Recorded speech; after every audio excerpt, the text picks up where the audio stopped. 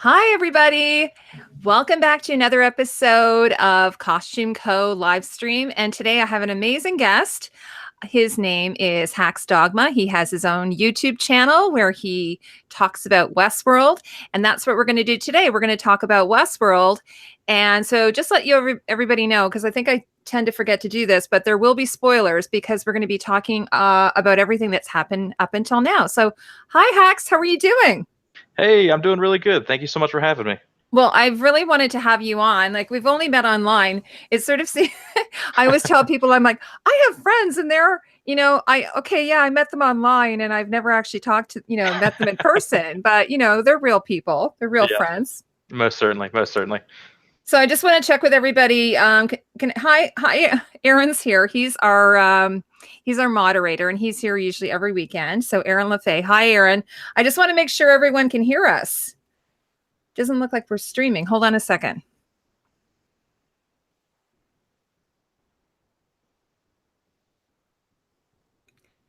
Just going to see us.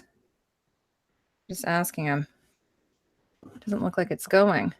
Oh, there we go. No, I see a couple. Oh, and I see it. Okay, great. Yeah. Okay, so hopefully everybody can see us. Oh, there's a bunch of people now. Okay. Yep, loud and clear. Everyone says, okay, sorry, guys. So anyway, so Hax, why don't you tell me about yourself and about your channel? Certainly. Again, my name is HaxDogma.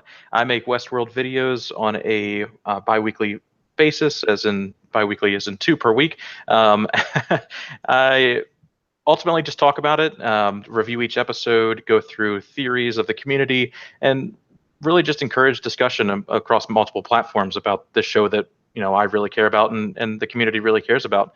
Yeah, you can find me at HaxDogma, and again, thank you so much for having me. Yeah, and I'm going to put your links in the description below. So, because you're also on Twitter and you Yes. have your YouTube channel, anywhere else that people can find you? Discord, we have a community, and I can send you that link here shortly.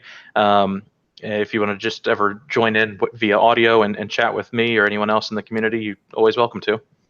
Okay, so so how did you were just telling me a little bit before the stream, how did you sort of get interested in Westworld?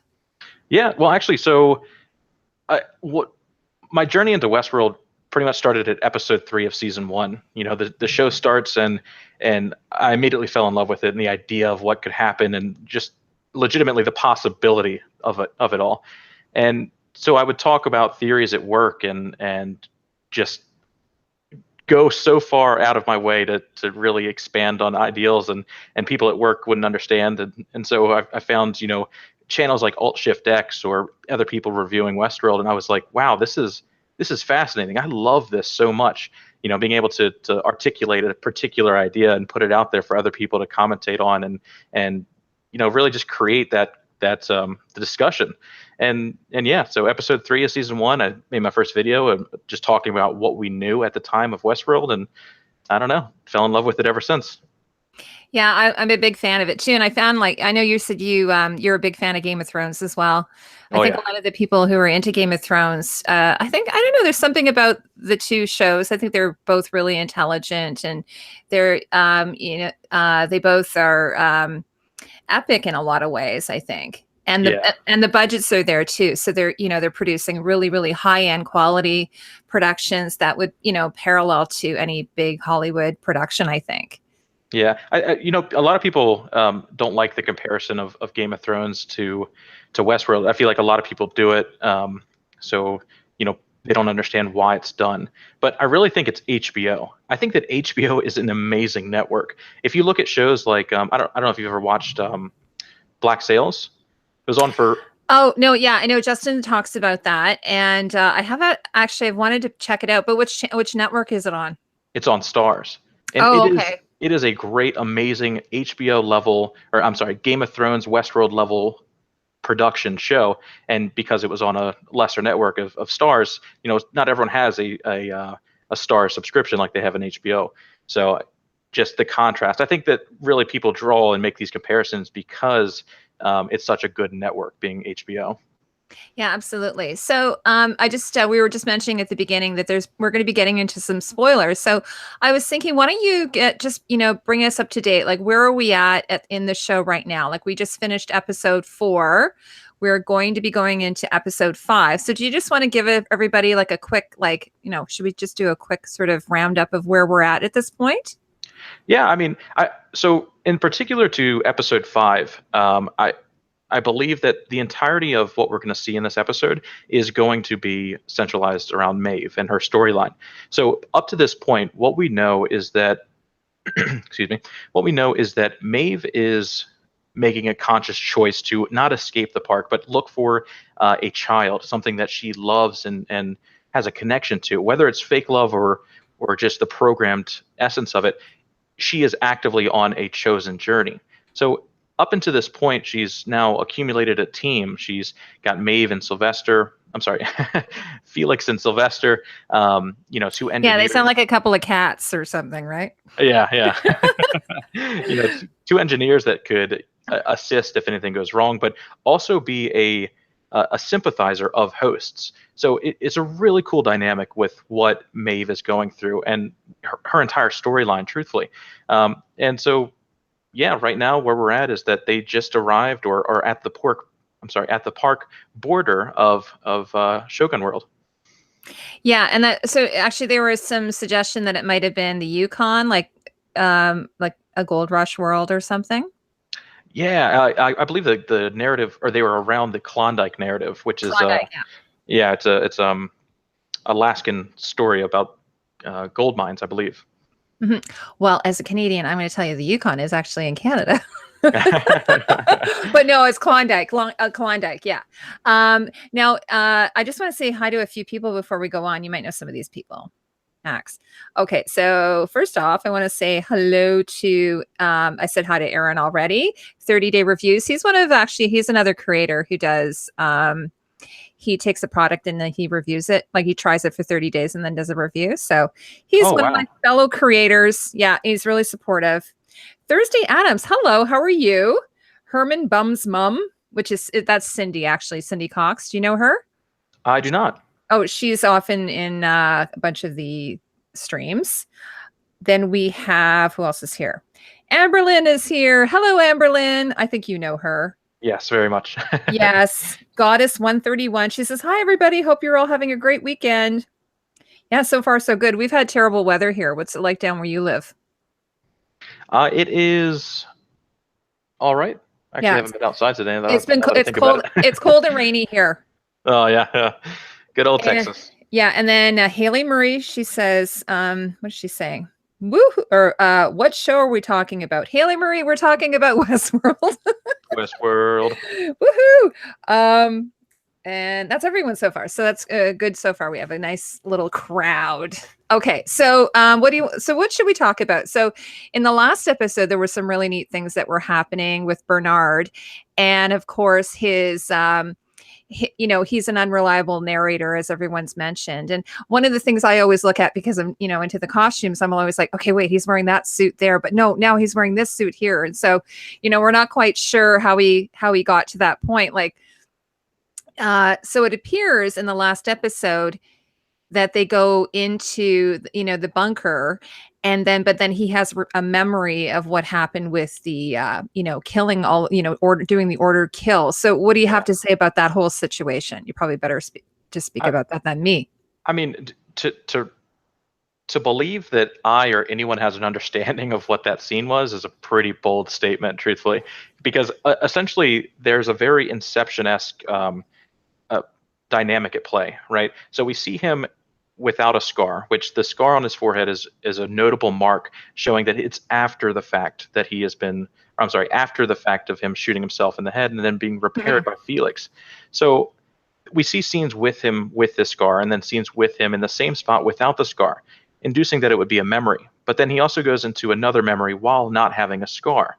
So it is a very complicated thing, but I really think that what we can take from it, from a top-down level is simply that he was there before the massacre, and that there's now a control unit that has a human, or probably human mind in this control unit that he now is in possession of.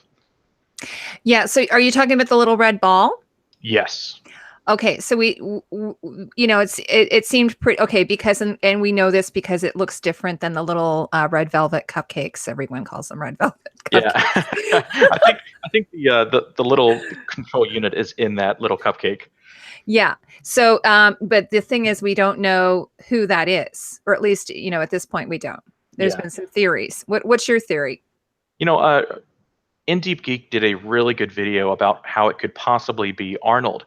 And if you look at the relationship between Ford and Arnold and everything that Ford does in season one and everything he describes as this relationship between him and Arnold, Arnold was his best friend and his actions got his best friend killed. So if he went full 360 to get Arnold now to fruition, after he's cracked the code of how to become conscious as a host, it would be a really cool dynamic at play. But the only thing that kind of kills this theory is that what we know is that this research group inside of the park, this Delos research group, was the one who's trying to do this. We have no connection of really Ford pushing for this to happen.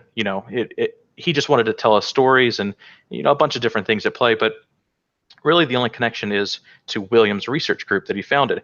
Well, if William does this, then it would be after Arnold has already died.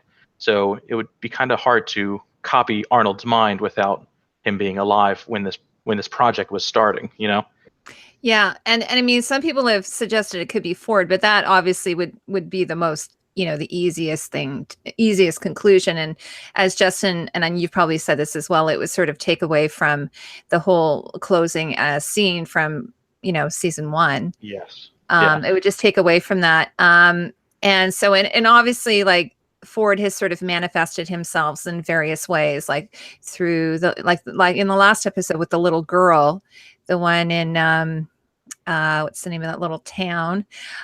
She's the daughter. Yeah, she's the daughter. She sort of snaps out of her what do you call it? Her narrative, and then she suddenly starts talking directly to William. Yeah. And so that feels like Ford, right?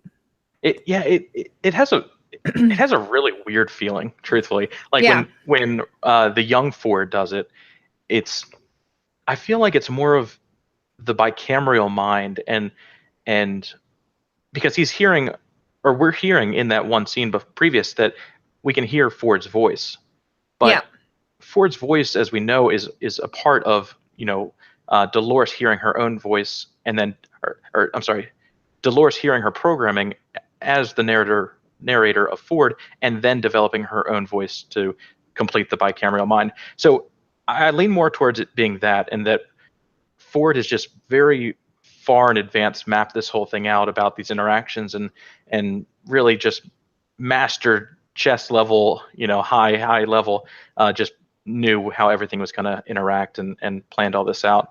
I think that's really where I stand on it.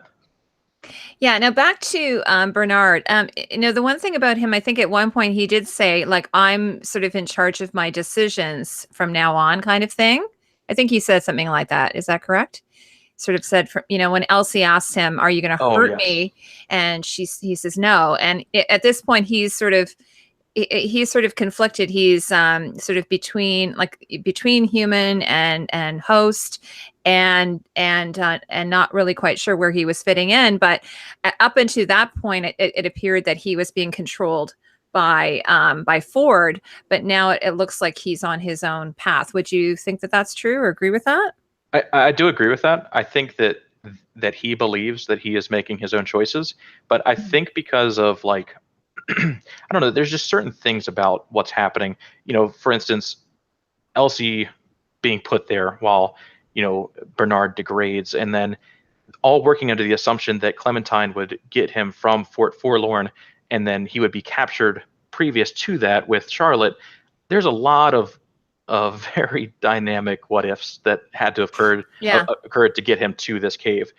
But I had a little bit of an issue with the Elsie thing because this is the other thing, because we don't know how long all of this, like, we know this particular, when they're filling in like what they're filling in 2 weeks of time at this point, right? Yeah. But like my question is, how long has Elsie been there eating cereal bars, and where did she go to the bathroom? Was there a bucket for her? I didn't even notice. So I'm actually, my video just finished exporting, and I discussed this. I think it's 3 to 5 days. Okay. Is my best guess. Just looking at day and night, taking at face value of what we see in the show, because season 2, episode 1 starts on the same night as the finale, right? So working under that, Yes. 3 to 5 days, and for Elsie to be there, she did have a bucket and she had protein bars. But the biggest thing for me that, and I discussed this in my video that's going to come out later today, is that it doesn't make sense that she was so well kept, right? Yeah. Like, the scene pans to her. She has perfect hair, makeup, clothes. I'm just like, what is happening? I'm like, Well, am I and you know losing what? my I don't know mind? if it's me, but I mean, I haven't had a chance to do the comparison, but it even looked like her hair was longer. Oh, So I didn't think of that. so it looked like a continuity error. I was like, okay, is this a continuity error, or is, so I feel like we don't have all the information. Yeah. So I don't think they make continuity errors. I think that at this point there's so much that they have to really take the time to think about, that even messing up one thing could kind of ruin the integrity of the show, right? Because people are every single day going through and discussing the tiniest of details. And if they Yeah. are just so blatantly messing up on things that they or other shows would consider tiny details, and we're examining them under a lens every single second, I think it's going to be pretty highlighted. So they're taking their time. I'll have to go back and look at the hair, because I think subliminally I kept thinking something about her hair is different. But I'm really Yeah, or it glad was that you brought that up. straighter. It was straight. It looked different. It was darker, or it was straighter, Yeah, or it was yeah. longer. There was I something. guess, yeah. Yeah. And then even her clothes, like you said, they looked quite like she should have been, really disheveled, unless like someone was looking after her, but she seemed to that he was like the first person she had seen. Yeah, it could be that. Someone posted in chat that Clementine kept bringing her fresh supplies. Yeah. I think if they would have said that, or if that would have been the case, that they would have addressed that directly, unless I'm forgetting that. So I don't know if that was the case. She kind of seemed like she came to and was like, oh, the first person I've seen is now the same person that put me here X amount of days ago, Yeah. is what I took from the scene. Well, and she would have had like a bit of a head injury, or no, he choked her out, right? He Yeah. choked her out. Yeah. So she, Oh, I was never that, thought of that. I never looked at her neck when going through that scene. yeah. So isn't that what he did to where he choked her out and then she passed out? Yeah, I believe he comes up from behind either way. Mm-hmm. And it may have been just a cartoon whack on the head, knocked out, or but I do believe it was a choking. And if it was a choking, I'm almost positive they would have left some kind of mark on the neck, Yeah, it would have to be like enough pressure. I'm not I'm not an expert on that by any means. Yeah, I'm not sure. I Yeah. think I had a conversation with a buddy not too long ago, oddly enough, about how it's like 6 seconds of pressure on your airway, or the your your artery, and it could just stop your brain and you knock out. So like 6 seconds on a certain point and you drop. So it may be that, but I'm not too sure. I think my buddies were just messing with me as well. So I don't know. Yeah. So anyway, and then did you want to talk about what we're looking forward to? Like, so from this last episode, we didn't see any of Maeve, right? Yeah. She was pretty much absent. So what do you think about what's going on with Dolores? Like, I find she's kind of getting on my nerves. I don't know. I mean, at the start of this season, everyone was in the mindset that Dolores was Bay. Dolores was what this Totally, entire yeah. story was about, and strong female figure taking over, destroying their oppressors. And now it seems that Dolores is doing something entirely different. Dolores is just, I don't want to call her a monster, but she doesn't care. And I don't know if it's like, I mean, I think it makes sense for the progression of her story, right? Because she was never supposed to, or never talked about being the savior of hosts. It was always implied that she was the Judas steer. But and it may be our own understanding of what we thought was going to happen, kind of crushing the actual storyline. But I'm the same way. I think that for whatever reason, I don't like watching Dolores right now, and like her storyline is probably the least fascinating. I'd rank it Yeah. by Bernard, William, Maeve, and then finally hers. Yeah, actually, it was funny because in the trailer, okay, we were going to talk about the trailer coming up in a bit, but she has one line in it, and I was like, oh, for God's sakes, like she's always monologuing, you know? Yeah, 'Cause what do they call that? Monologuing? yeah, I believe so. Soliloquying to whoever is, she's forcing them to listen to her. It just it starts to get on your nerves after a while. Like I'm trying to figure out what her MO is. Like is she like world domination? Does she want to replace all humans with hosts? What makes her decide which hosts are worthy versus which ones aren't worthy? She's very I think yeah. I think it's all planned out by Ford. I believe that the Okay. insignia in the scalp, like when you remove the host scalp and you see that they have the maze, I believe that that's actually Ford. It's the show writers and Ford kind of letting the audience know who is supposed to be, or who is able to be on this journey to consciousness. Um, at Yeah. least that's my take from it. So I don't know. I think that maybe the fact that, oh no, I guess not, because she would have actively had to have killed a host on the journey to consciousness if that was the case. Hmm. Yeah, I really don't know. I think that she's out for getting out of the park and taking out the world. And I also think that we can't rule out that this entire thing could be Ford, and that maybe she hasn't gone the journey yet, or maybe just everything was implicit about how Dolores was, or I'm sorry, Maeve was really the key player in all of this. Hmm. But Now, do you watch Lost? Because I never watched it, but I've seen a lot of people online talking about how there's a lot of similarities between, and that was a J.J. Abrams show. I know yeah, that. Did yeah. you watch that at all? I did. I did. It was a very long time ago, but Hmm. most certainly, I believe I watched it twice back to back at one point. But So when you watched any of this, were you thinking, "Oh, that's kind of like Lost"? Like for instance, someone said, the couple, there was that couple in season one, and they don't have a lot of women guests, I should say. I haven't seen a lot of female guests in the park, but yeah, it was a couple, and then of course they show them that the Ghost Nation have captured them, and oh so yes, somebody was yes, saying that was something that they had seen, something similar they had seen in Lost, and also where James Delos was kept. There was something also like that from Lost. yeah. So I essentially with where James was kept, it's like this incubation pod and same routine, same cyclical nature of everything. And in Lost, there's a character named Desmond who had to input these numbers, or I forget exactly how this went, but he had to input these numbers every day, or the world would explode, or something. Don't quote me. Something roughly around that area, though. And so Sure. he woke up and did the same thing. It was like this enclosed, everything you could eat, wash clothes, entertain yourself, all in one. Um, as for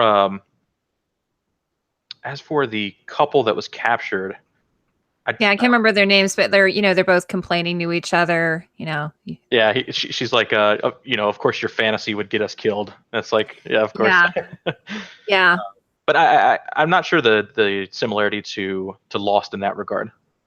yeah. No, but you mentioned Inception earlier, and I think that obviously because Christopher Nolan was a consultant on that or a writer on that with his brother. Is that true? I believe so. They were directors. Yeah. Yeah, Or sorry, Jonathan Nolan, I should say. Jonathan Nolan, who is the showrunner. His brother was the director of Inception. So there's that idea of the layers. You've got the different layers going on yeah, yeah. with with the dreaming. They definitely draw inspiration from the same thing. I don't want to say that they're like each other. Me and my brother aren't carbon copies, but we've had the similar experiences that we can draw from. So probably that, I don't know. It is very Yeah. inception-y at times, though. Okay. So Hacks, there's a lot of chat going on. You want to hear some of the comments? I don't know if you've been able to look at Sure. them. Okay. So what do we have here? Where is it here? Oh, Goddess says Maeve is one of my favorite characters. The trailer for the next episode looked beyond awesome. Oh yeah. She looks like well, I mean, she's I mean, it looks like they're captured, right? So the very last episode, was it last episode or the episode before, where they encounter the Klondike, and then it looked like somebody was charging at them. I believe it was 2 episodes ago now. So 2 episodes ago. So we're going to be picking up sort of where that got left off. I'm assuming then that they're, okay. Actually, just next episode, it's all a dream. They're actually dead. It's all a dream. Yeah. They're dead. Okay. Aaron says HBO is a very good TV network. Yes. Oh yeah.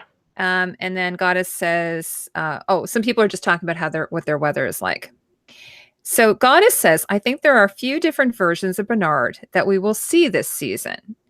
And I mean, that's a good comment, because, there's that one picture which we haven't seen yet, but there's a picture where, what's her name? Charlotte finds a room full of Bernards. Oh yeah.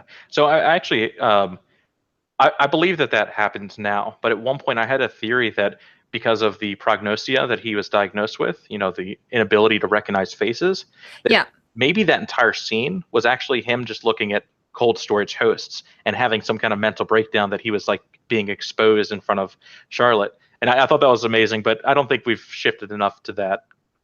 And we may not see that for another few episodes, right? So because next episode looks like it's going to be mostly dedicated to Shogun World, and then but I think Dolores is in it, so we may not get back to Bernard for another until see episode 6, I think. Oh, say it ain't so. So like there's actually only 10 episodes. They're sort of doing the Game of Thrones formula where they have, they're doing hour plus episodes, but they're only doing 10. So it's like, it's not a lot of time to do the season. And so, they're going to have to, I'm assuming that it's going to be like Game of Thrones, where they're going to, I know you don't like the comparison, not you, but people don't like the comparison. Yeah. But where maybe they'll give us some real good payoff, towards maybe episode 7 or 8 or something. We have been getting some payoff though, right? Because like, for instance, Grace. Oh yeah. They didn't waste any time to let us know who she was. Not at all. I do think that there still could be some high dad related theories, but yeah, I mean, for the most part, at face value, it's Emily. And I was blown away. In fact, I was like, oh man, I make this video called Who is Grace, hoping that it would trend for, a couple of weeks at least, and dead. Yeah. And what did you come up with? Did you think she was Emily?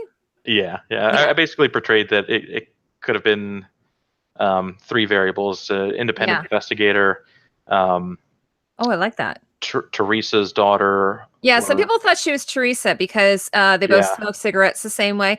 And the one thing I was noticing about the cigarette smoking, which you see a lot in this show, which is, very, 1940s film noir sort of thing, because they've cured disease. So it's not even an issue. So you're just kind of like, I don't know, you wonder, are people smoking in the real world, or is this just they're living it in the, I don't know.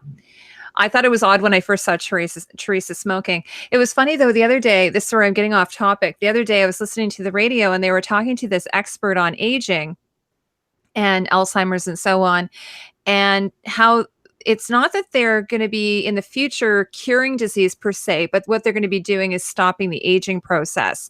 So it would prevent people from developing disease to begin with. So like the idea is that essentially if you live long enough, you will get cancer like that. There's, just with living in the environment that we live in and just the way our cells are. So what this fellow says that in the next 25 years, there's good likelihood that we would be able to halt the aging process enough to at least deal with some of the major diseases, which is pretty groundbreaking. And I'm like, oh my God, I'm thinking about Westworld when I'm listening to this. Because that's supposed to be how many years in the future? 50, or I'm sorry. 30 from now.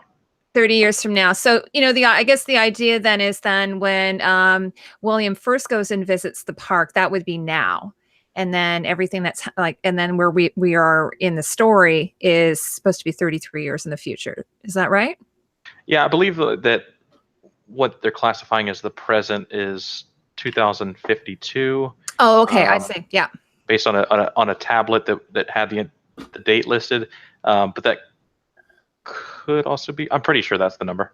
Yeah, because I was reading, like, for instance, on a costume level, the costume designer was saying, the current costume designer, that she just kind of kept with a very simple. I mean, she doesn't know a lot. They didn't tell her either. So she says it was a really challenging situation because she doesn't really know what's going on herself. So she had to just sort of keep it very neutral and classic. And so if you look at William, for instance, or even James Delos, or some of the more contemporary clothes, like outside of the park, everyone's dressed in very kind of like just neutral type clothing. No one's wearing anything outrageous or that would kind of give away the timeline. So it Yeah. sort of has that timeless sort of feel without having, super wide collars or narrow collars, so it doesn't really have. I mean, I did say last season that I thought Charlotte, some of her clothes looked a little bit too dating, like they looked kind of too 20th, like 2018, 2019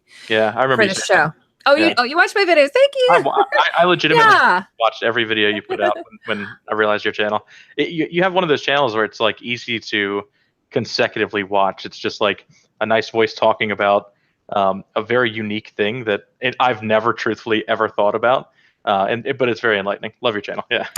Thanks so much. One of the things I was going to ask you actually, regarding Ford, and this has never been paid off. And it was funny because Anne Crabtree, who designed the first season, she's actually on The Handmaid's Tale. She left and they brought in another person. But there were a few weird things. And you were talking about continuity and that you don't think that they would have any continuity errors. And I actually agreed. But did you remember in the video I talked about Ford and how he placed his pocket watch or how he wore his wedding ring? So Yes. that's still been preying at the back of my mind. Like, 100%. Yep. yeah. And so I'm wondering, like, I keep thinking, okay. And like, for instance, they asked Anne Crabtree in an interview. So we noticed that Ford is wearing a pale blue pocket hanky. What's the significance of that? And she wouldn't tell him. She wouldn't talk about it. She goes, Oh. yeah. So I just keep feeling like I'm like, I totally agree with what you're saying. I don't think it's a continuity issue. And I keep thinking, damn, I'm waiting to see if there is some type of payoff for that. Yeah. For the fact that, because Anthony Hopkins is, I read an interview that when he worked with Julie Taymor, who is a pretty famous costume designer, they worked on a Shakespearean movie together. He was really difficult to work with, apparently. Oh. According to Julie Taymor, she had a very specific design, but he had his own thing in his mind. So I can't imagine him screwing that up. Like, I can't imagine him, he seems like he'd be the type who's so particular and has it so together that he wouldn't, put his pocket watch in the wrong pocket.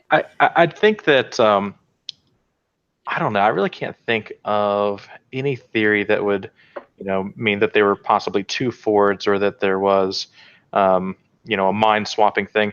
It very well may be a continuity error.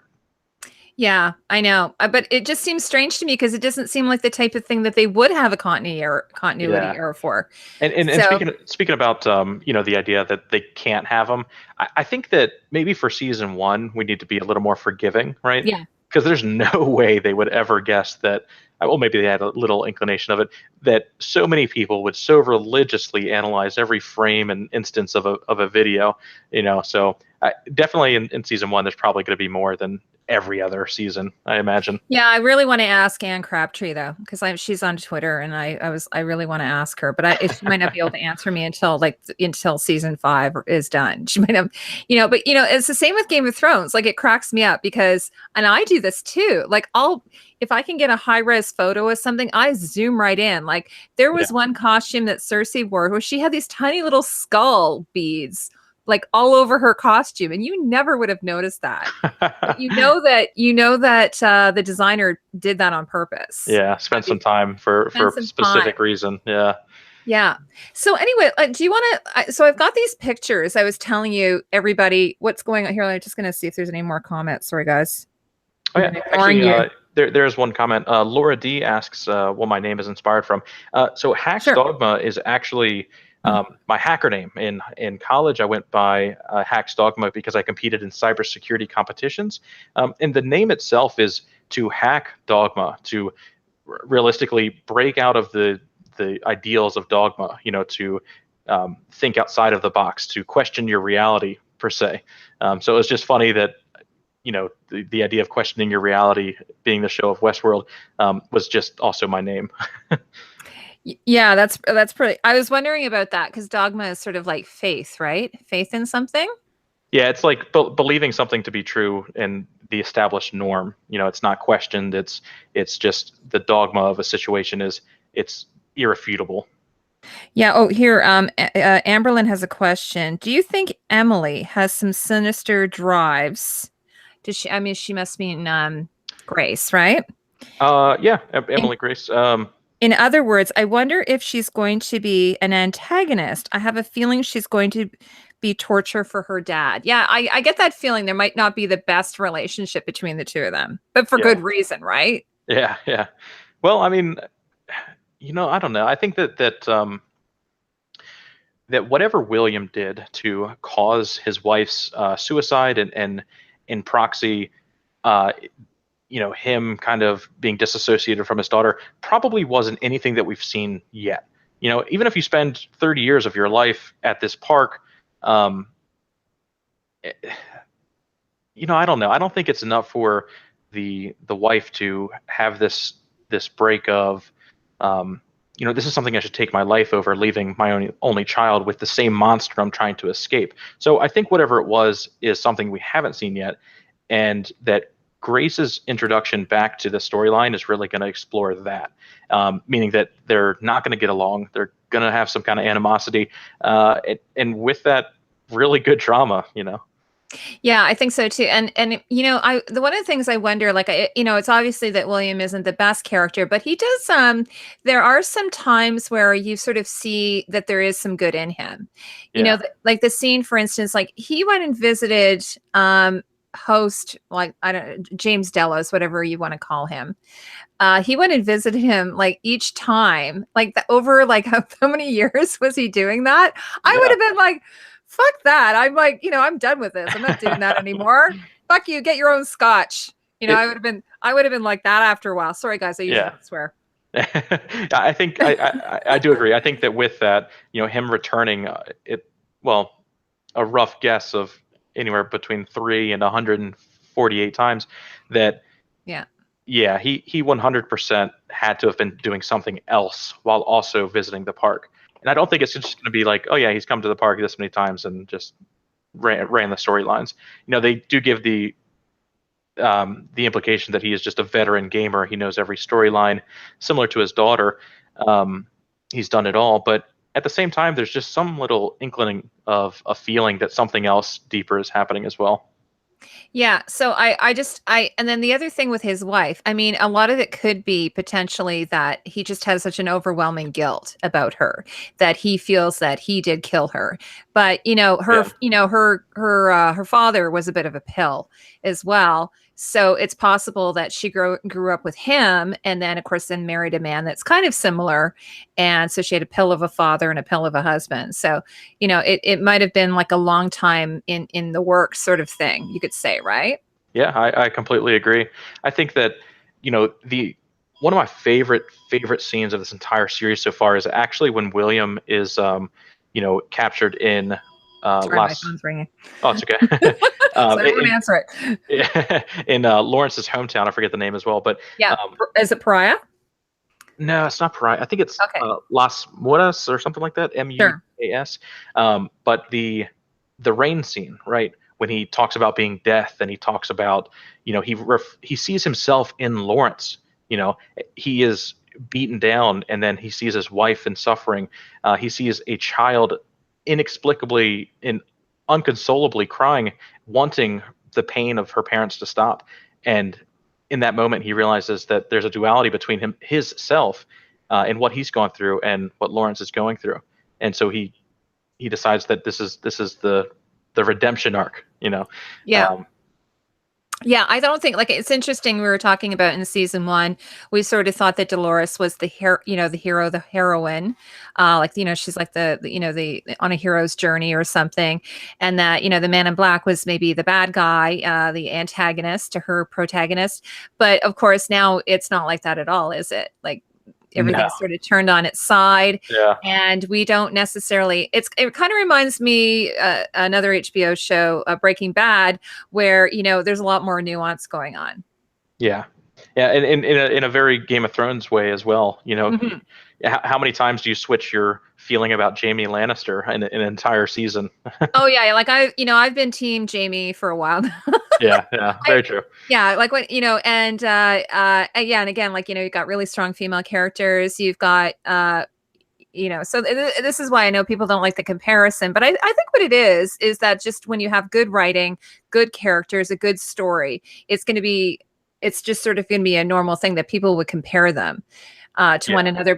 Also the fact that they're both epic and sweeping, the cinematography, Oh, so good. Westworld has the most gorgeous cinematography, and so even on that level, even if you find the story, confusing, there's just so much to take in, right? Yeah, yeah, I couldn't agree more. Yeah.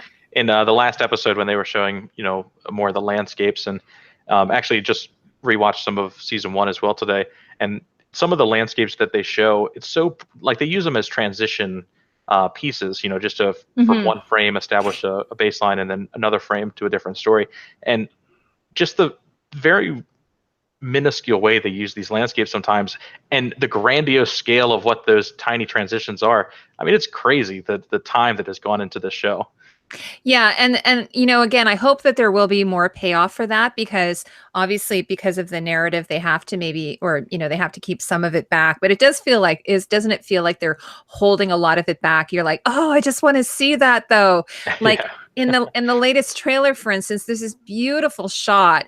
Looks like a painting, like a Japanese painting, where they show the hills like layered, in front of each other, just the layers of hills, and it just looks like something you would see, and it's so quick, like it's just like boom, and Oh, it's yes, at the very beginning. at the Yeah. very beginning, and they just sort of take it away from you, and you're like, oh, it feels like they're just they won't give it to you. It's kind of like showing you a delicious meal and then not letting you eat it. Yeah. So I'm really hoping by the end of this season we do get some really good payoffs, because they do a lot of that with Game of Thrones. Like for instance, the whole Peter Baelish thing.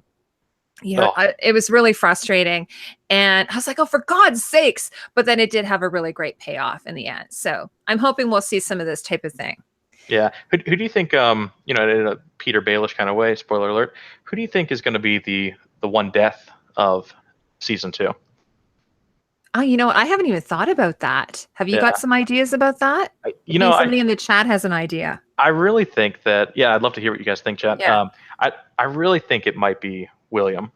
As sad as I would Yeah. see him go, I think with the introduction of his kin, maybe someone to continue his redemption arc of what we see projected right now, that he is becoming the good guy, but maybe his sins are too far gone for him to really make a change in a world that they're trying to make, host friendly. I mean, I'm imagining he's killed every host in that place at least a dozen times. So Yeah. now that they're all waking up, they will have some kind of resentment, and you can only say no. He's a good guy for so long before, host horde army comes and eats him alive or something.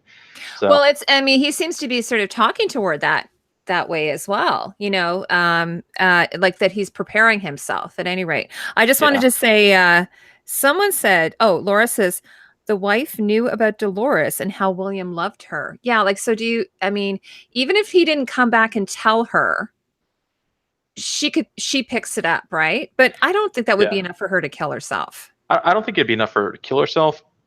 And I do truthfully believe that, like the scene, I believe it was two episodes ago now, where young William, is kind of like has Dolores naked in the, observation room Yeah. inside the mesa, and is talking about how I never loved you, or um, Did you see the meme? There's a meme where I don't know if the actor did it, but she just kind of gives Oh, him the finger. yes, yeah. Westworld gifts did Yeah, that. it was so Yeah, good. Yeah, I know. yeah, I was just like, because we know that Dolores remembers everything. She says she remembers everything. She would remember that. yeah. And well, so with that is that he's like kind of attacking her, saying that he doesn't love her, or I can't believe that I was so stupid to fall for you. Um, I really don't think he's saying that so that Dolores knows. I think he's saying that because he himself is having issues with this. Yeah. So he's kind of Well, reinforcing or using this as a platform to beat the point down. yeah, that'd be like, if you have like a beautiful little puppy that you've fallen in love with, and then, something happens, and then, Yeah. and then you turn to the puppy and you go, I don't know why I ever loved you. You don't deserve my love. And then the It puppy's eats just your kind of 40th. like, Yeah. yeah, what does it do?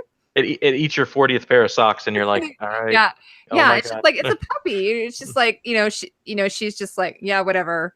But no, but she did have that memory of loving him too, because when William comes back, she's like, my William's gonna come and rescue me. She says to old William, Man in Black. And then Oh, he has that moment of, oh my God, like after all these years, you think I'm gonna come back and rescue you? Like, so she has had that love for I him. totally forgot about that. That's a really good point. Man, that Yeah. entire last episode was so good. How they It was amazing. well done. Well done. Yeah. So I want to okay, so let's look at, so I've got these pictures from there. Okay, so there's I think 5 or 6 pictures that HBO released, and they kind of pissed me off a little bit with this. Game of Thrones is much better for this. Yeah. They like, at least Game of Thrones, after an episode airs, they usually release some really high-end, high quality stills, but no. They will not do it. And I think it's because they're worried that all of the Redditors and stuff like that are just going to tear apart the pictures. But they did release these pictures. They're not super high res. That was the other thing. I was like, okay, you release these pictures, but they're not high res enough, so you can't really blow them up and look, closely at them. But anyway, so this is what we have. So guys, I'm gonna just have to figure this out in the technical area. Okay. So I'm just going to move this to you. So Hax, what's going to happen when you talk, it'll just go to your logo. But when I talk, it'll just go to the picture. So you'll see the pictures. Okay. Okay. Sounds good. Everyone should be seeing this picture. So I originally did this picture here before I had found out that the actor who plays, what's his name? His name is Hiroyuki Sanada. He plays this character called Musashi. So, but how I knew him is he's actually on a show called Helix, I think, or Colony. No, he's on Helix. And I was just looking up his bio, and then I just saw that he was going to be in Westworld. So I was like, oh, and then, so this picture of him here actually is from The Last Emperor with Tom Cruise. Yes. Yeah. So he's going to be, so funny. yeah. I was thinking that. Yeah. And I put him next to, Chiyoki, I think his name is. This is from a movie. It's a what do you call it? Sorry, hold on a second. I can't remember the name of the sorry, I can't remember the name of the director, but he's a famous Japanese director. So you'll have to excuse me on that. Oh, one. okay. Okay. So anyway, so let's see if this works. Okay, so here is one of the stills. Beautiful. So he's obviously a lot older here. Yeah. I think he's in his 40s. So there's a couple of stills, and then here's a really good one of him here. And he's got a scar on his face. He looks like sort of a seasoned, warrior of some type. So what I was trying to figure out is this guy going to be an antagonist to them? But I don't think so. I definitely like his character, and he's one of those people that you'll always forget exists, right? He's an actor that just you immediately know the face of, and then you'll never be able to draw his name in conversation or reference him back. He's like just one of those characters. So as soon as I see him, I'm like, oh my gosh, I've seen him in so many things before, right? Yeah, absolutely. So I do think that he's definitely more of a gentle character, right? That he's going to be some kind of helper or aid to Maeve's party as opposed to hurting overall. Yeah, so that's what yeah, so I just well we've got this one picture of Hector and he's dressed up in a Japanese costume. This is one of the stills as well. So obviously he's, he's not harmed. He's in a pretty good position. So what I'm wondering almost is if maybe he takes them in. Oh, sorry, and then we have Maeve. This is going to be like another she's going to be in another, storyline, obviously, outside of the. Oh, and I wanted to say, actually, the name of the episode is called, I looked up how you say it. It's Akane no Mai is how you say it. Ooh, interesting. Okay. And Akane is the name of the character, the female character. That is, here, I'll show you her. This girl here. So, and she's played by Rinko Kikuchi. And it translates as deep red, like Akane translates as deep red, which is like a color, and then Nomai translates as overseas. So technically, it would be Akane overseas, was how it would translate. Huh. So I'm not sure what that all means. Yeah, that's very interesting. Now, so Akane is like a female name in Japan, in Japanese culture, but it is also a color, which is that sort of deep red, like she's wearing here in this picture. Okay, So it was used a lot. So it's a double meaning. Yeah, so it could be important, like Teddy Flood, or it could just be a common name. Yeah. Yeah, Teddy Flood. That's hilarious. I didn't even think about that. Oh my God. Yeah. That's funny. Yeah, we don't have a last name for her. And then his name is Musashi. So I haven't looked up what that means, but that's who Hiroyuki Sanada plays. So, and then of course we have the samurai or the shogun. So I had a bit of information here. So one of the things I looked up before when I did a piece with Justin, he came on the show. So Shogun, that period, it takes place in the Edo period, which is between 1603 and 1868. It's a 300-year period. And Edo is the ancient name for Tokyo. So I don't know if the setting is actually Tokyo. Okay. Ancient Tokyo. And then the samurai, which are these people here, were the ruling class. So this is okay. So this picture here, this is actually from the trailer. As you can see, it's not as good quality. This one's like from a still. Yeah. And then this one's from the trailer. And what I did actually, so this picture here is actually from last season. This is when they're in the training room. So you can see that the costumes are pretty much the same. Little different helmets though. Looks a like little, the I think this guy here is an important person because he's got the spikes on his helmet. Spikes always mean importance, definitely. Well, I don't know. Whereas these guys don't have the spikes. Yeah. And then sometimes the mask is sort of this terracotta color and other times it's black. Yeah. So actually look at the on the two on the left there. They actually have little moons on their helmets. Yeah, I've noticed that. Like I've seen some pictures. I have to look up more, but I went to the Met. Like if you go to their online, they have their catalog online of all their exhibits, and they have a lot of Japanese armor, and a lot of them do have these different shapes. But I don't know what the significance of the moon. There must be some spiritual reason behind it. Well, actually, I mean, the symbolism and icon creation in Westworld is easily one of the most important things to watch out for. It's like the whole Delos research group. The whole reason I knew that was a thing is because of that symbol that was shown. So for them to have this, and I'm actually looking through the trailer on my other screen here, they don't ever show this again. So yeah, I don't know. So I was looking for the masks. Like that's what I was sort of looking for. You can see his is black. And then this guy's is sort of like I guess it's sort of black as well. But I think I did see whereas this one's sort of more like a light brown color. Yeah. So I wonder if in Westworld, or I'm sorry, in Shogun World, that kind of these are opposing factions. Yeah. Like we might see, meaning that we might see like Maeve enter into this land. We have to assume that everything has already gone south with the final narrative.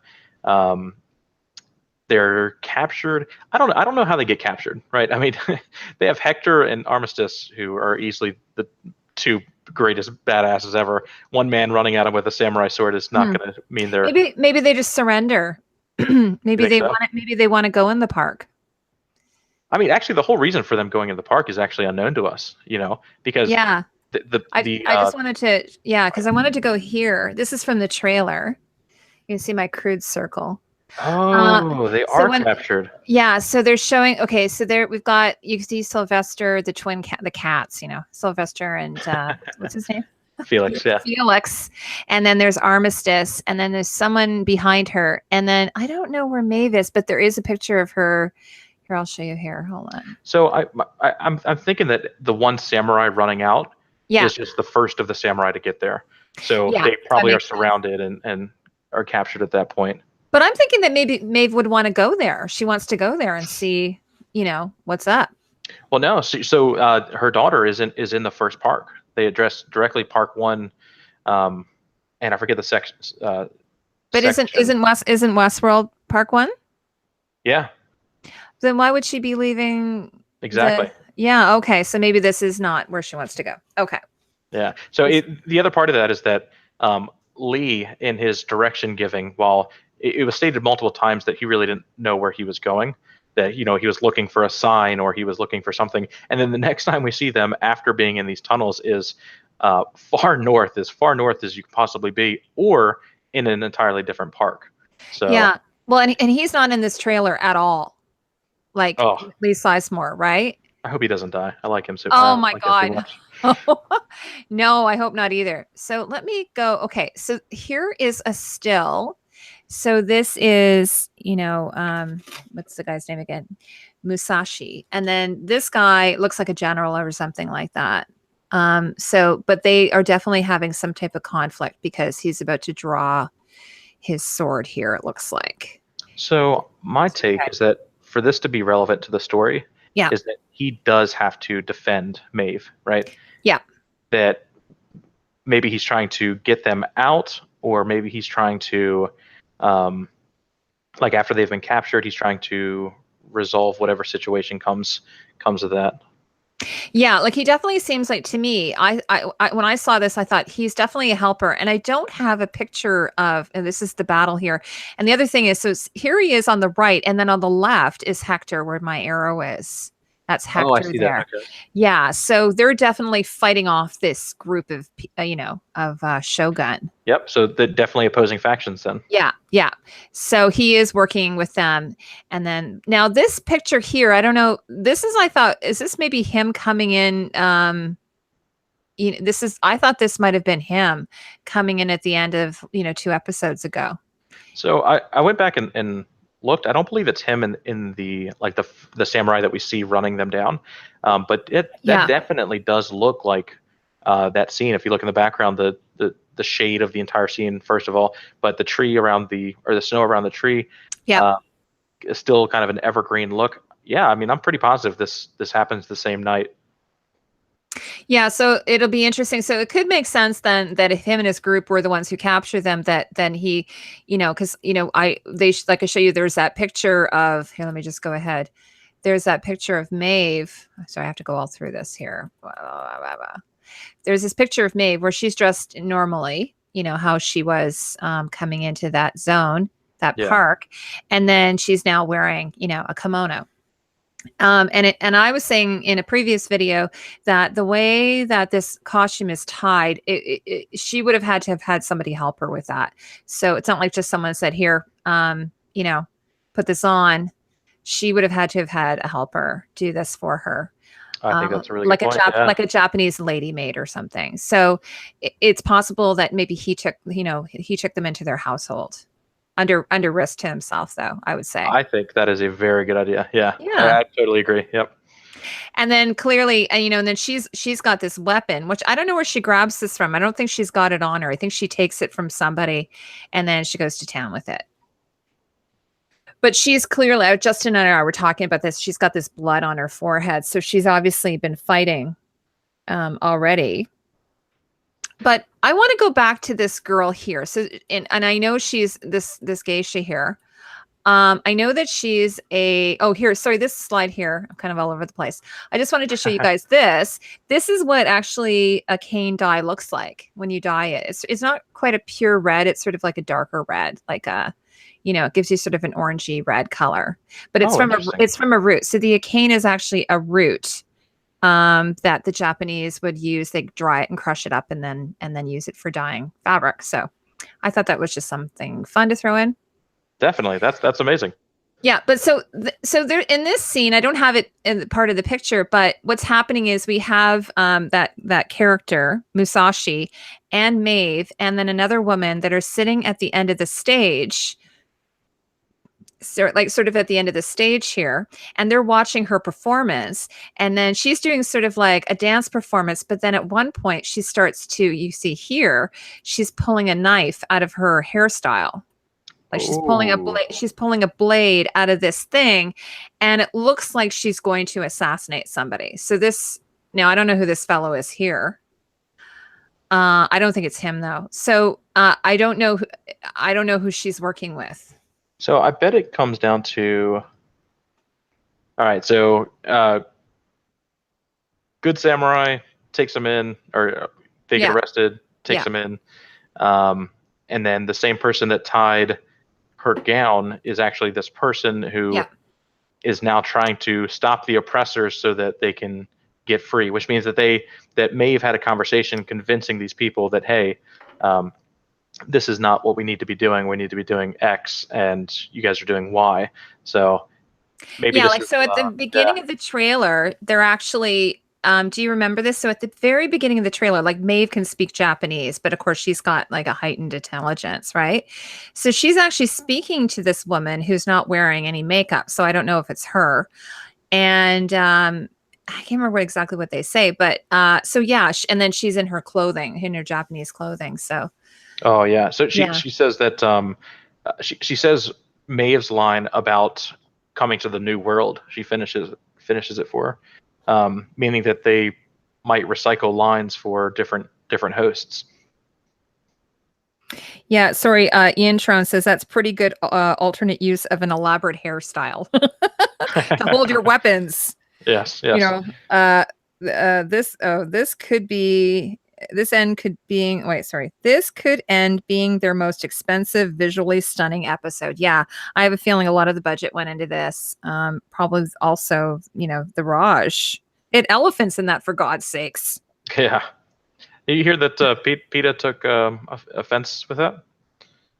To the elephants being used? Yep. Well, they would probably take offense to it because they don't like the use of it. I mean, they got mad at Barack Obama for killing a fly. I didn't know that. But essentially, what they were upset with is that the elephant, it was one of the elephants they were able to identify, which is amazing that you're able to identify elephants. But they were able to identify it as being linked to an elephant that grew up in a training facility that used poor practices, like beating the animals or whatever have you. Yeah. Oh, I'm really sad to hear that, actually, because like on Game of Thrones, they do a lot of the stuff. They can do a lot of it by CGI. Nowadays, they can do a lot of the. I was just gonna go for what else do I have here? Oh, okay. So there's a picture of Hector. Now he's not in the Japanese clothes yet, but he's obviously doing a battle. And then there's another one, I think, with him. And so there's one with him. So they have a helper here. They have a bit of a helper here as well with them. She's not dressed sort of like, super finely. So it's possible she's like, from the house or whatever. So I definitely agree. And what's interesting and what comes to mind is that we now see the development of 3 factions with this, right? So we have May's troop, which her being captured is probably a good thing. She's going to be able to convince these people to let her go and possibly aid her in her journey. So we have her faction. Then we have Dolores, who is probably very selective about her faction for whatever reason. And then finally we have William. So it's like these 3 powers kind of at play, all, 2 of them destined for the same area. Now, one of the things that's sort of interesting, though, is, okay, so it appears like, so in the Raj, the hosts were, they started becoming sentient and attacking the guests. And then of course we have that in Westworld going on as well. Kind of like I think you had mentioned it's sort of like a virus that's spreading. But yet it doesn't appear that that's happened yet in Shogun world. Although you remember that uh, um, Lee Sizemore found that head, the cut off head Yeah. in the snow. And then there's this picture here. See if I can find it for you.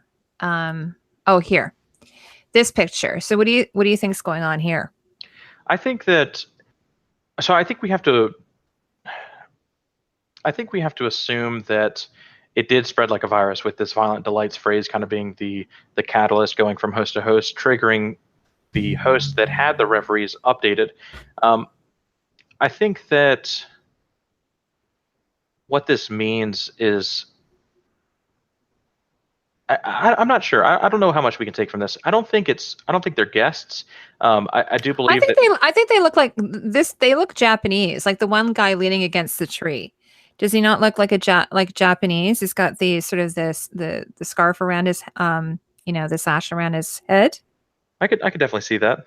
Yeah. So I mean, what I'm wondering is that if these guys have been butchered, but it could be, again, they might be pacifists and have been killed by those other guys. Yeah, and one thing to point out is that having this update to your reveries does not make you a violent host by nature.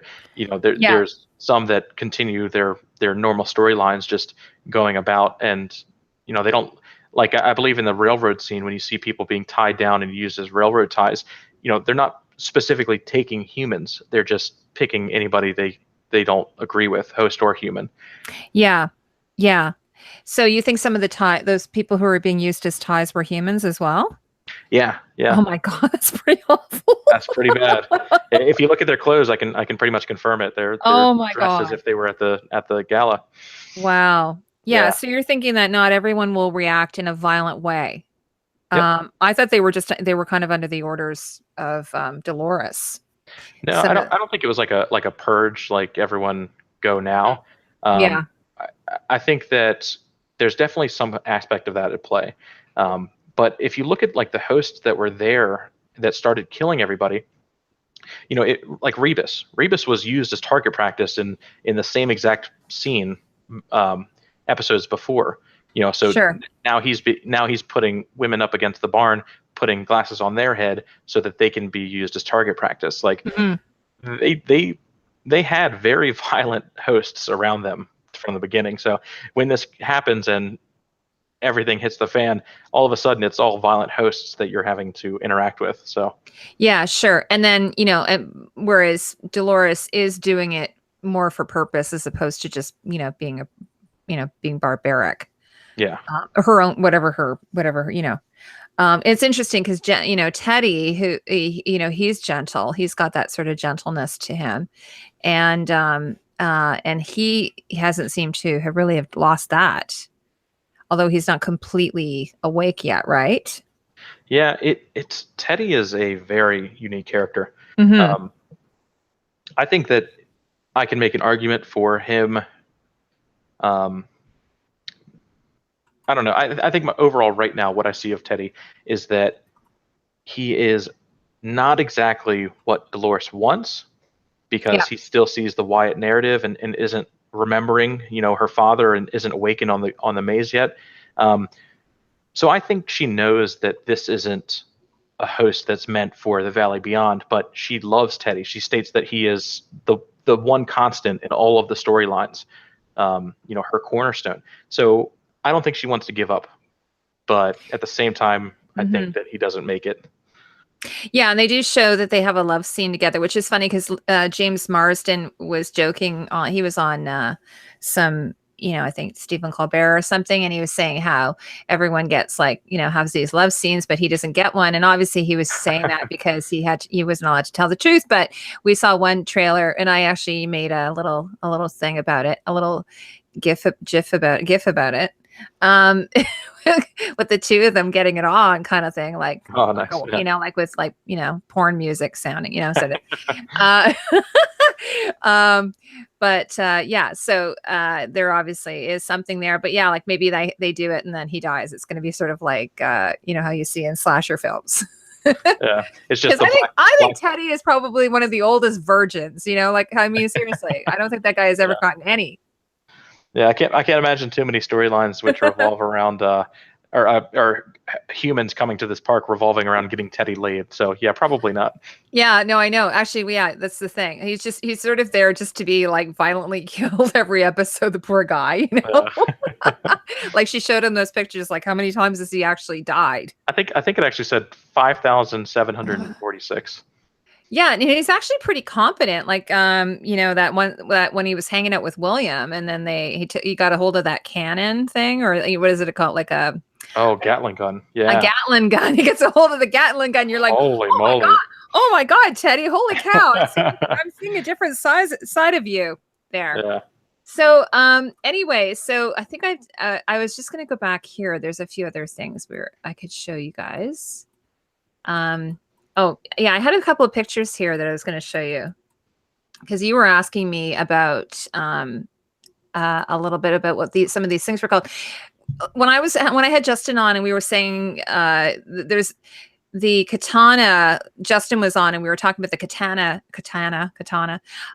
It actually usually does come in pairs. Someone was asking me about it. So I found this picture actually. So this one is from, this is really, really old, you guys. This is actually real quick. So I see it in the back screen. Oh, sorry, I didn't put it back on. Hold on a second, guys. Sorry.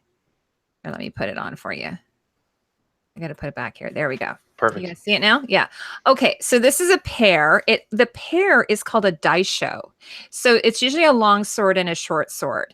And so what we normally, like what Maeve we're seeing her use, is the one that's on the top, the long sword. It's usually got a slight curve to it. Huh. Okay. And these two, by the way, are from this set here is actually from the Met. So, and it's really, really old. It dates like 1440.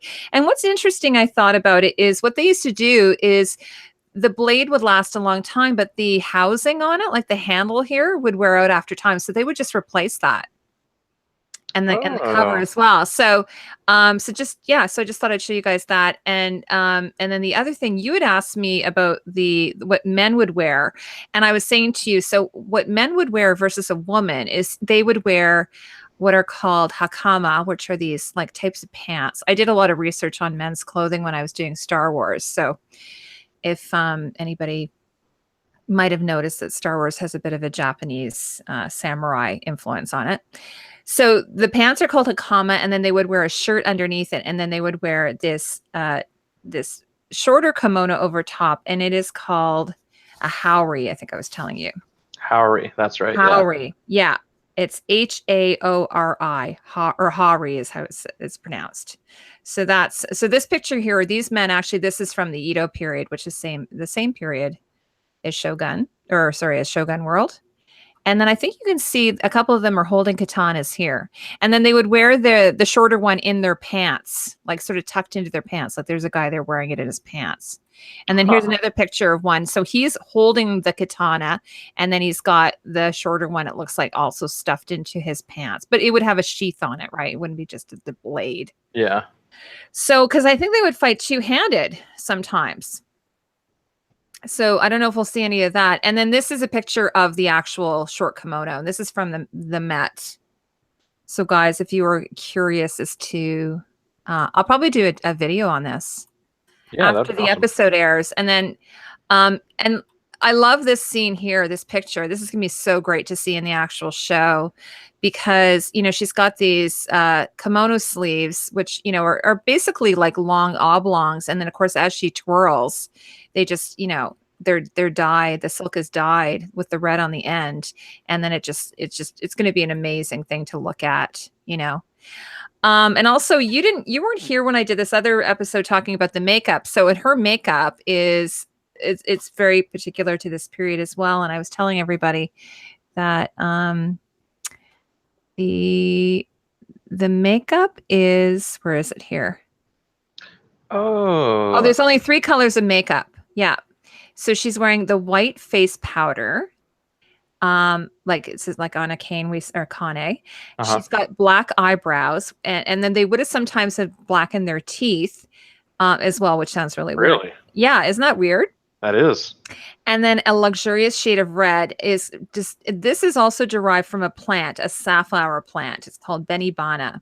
So you apply it and it looks green when you apply it, but then it turns this bright red. And those were the only makeup that they were allowed to wear, that women were allowed to wear in the Edo period. Man. Isn't that weird? So something that didn't occur to me is the makeup hairline, right? So like it doesn't go to her hairline. No, it doesn't. So yeah, it was like a mask almost, because I'm not sure. So the thing is, I'm not sure if they would do I'm assuming they would have done their hair first and then done the makeup, but it's kind of like kabuki theater. I don't know if you've ever seen pictures of kabuki theater. It's the same idea. It doesn't go all the way up. It just goes partly up. So that is correct. Although but she has done her neck as well. It looks like her neck has been done. It looks like her neck has been done at any rate. Yeah. Yeah. So I'm assuming that's just to keep her hair from, getting discolored. Because they would have used they would have used different types of hair lacquers and stuff like that to get that shaping. But the actress herself actually has short hair, so she's wearing a wig. Oh, obviously. Yeah, she's actually got like very short, like sort of shoulder, like just chin length hair, I think. Like straight, very, very straight. So yeah, I saw that. And then I found a picture of a kimono here that I thought was really, really nice. So this is a woman's kimono that's made of silk, and then it's dyed. And they use this particular type of dye. It's called Yuzen. It's a resist dyeing technique. So anyway, if I do a video on this, I could probably get more into this if you guys are interested, if anybody's interested. Maybe people find it boring. I don't know. I mean, I'll be honest. I'm fascinated. Yeah. Oh, are you? Oh, okay, cool. Yeah. Oh, Amberlyn has another question. She says, What do you think Teddy's fate will be now that Dolores knows that he disobeyed orders? P.S. You guys are rad. All right. We're rad. What do you think? We were just talking a bit about Teddy. Do you think, but you know what? I when I saw that, I kind of thought like, and I think some other people have said this, I think she knew that he would probably do something like that. I think that she knew as well. Yeah. I think that the scene was purposely meant to make you believe at first that it was a disappointment that you were seeing with Dolores. Yeah. But I mean, if her goal is to make him have free will and make his own choices, then what she did was prime him by saying beforehand that these are children that we need to work on, that we need to develop and get to a state of consciousness. And now I want you to go put him outside behind the barn and shoot him. Yeah. So he comes to a decision that's not shooting kids. And I mean, I think that, I don't know. Yeah, because somebody else was said, I mean, if she really wanted them dead, she could have just done it herself, like shot them. Like, exactly. Yeah. So, so I don't, and then obviously, like we were talking about, there's obviously going to be some type of love scene, waka waka, coming up. So she, like, I think you're right. And in that he's that one sort of constant for her, next to her father, but her father is like glitching, and she's lost him now. So he's really the only person that she has. So it'll be interesting to see. I mean, I think maybe eventually he might turn on her though. What do you think? 100% agree. Yeah. I think that the Wyatt narrative is pretty powerful. And that because he's such an anti-Wyatt, narrative as well, that'll come to fruition and it'll be some kind of interpersonal drama there. Ian Tron says, how do they protect guests in Shogun world with blades? Yeah, that's a very good question. Yeah. So Good Samaritan reflex. Essentially, it's the same thing that kind of made Teddy grab onto the knife when the man in black put it into the table. Just that.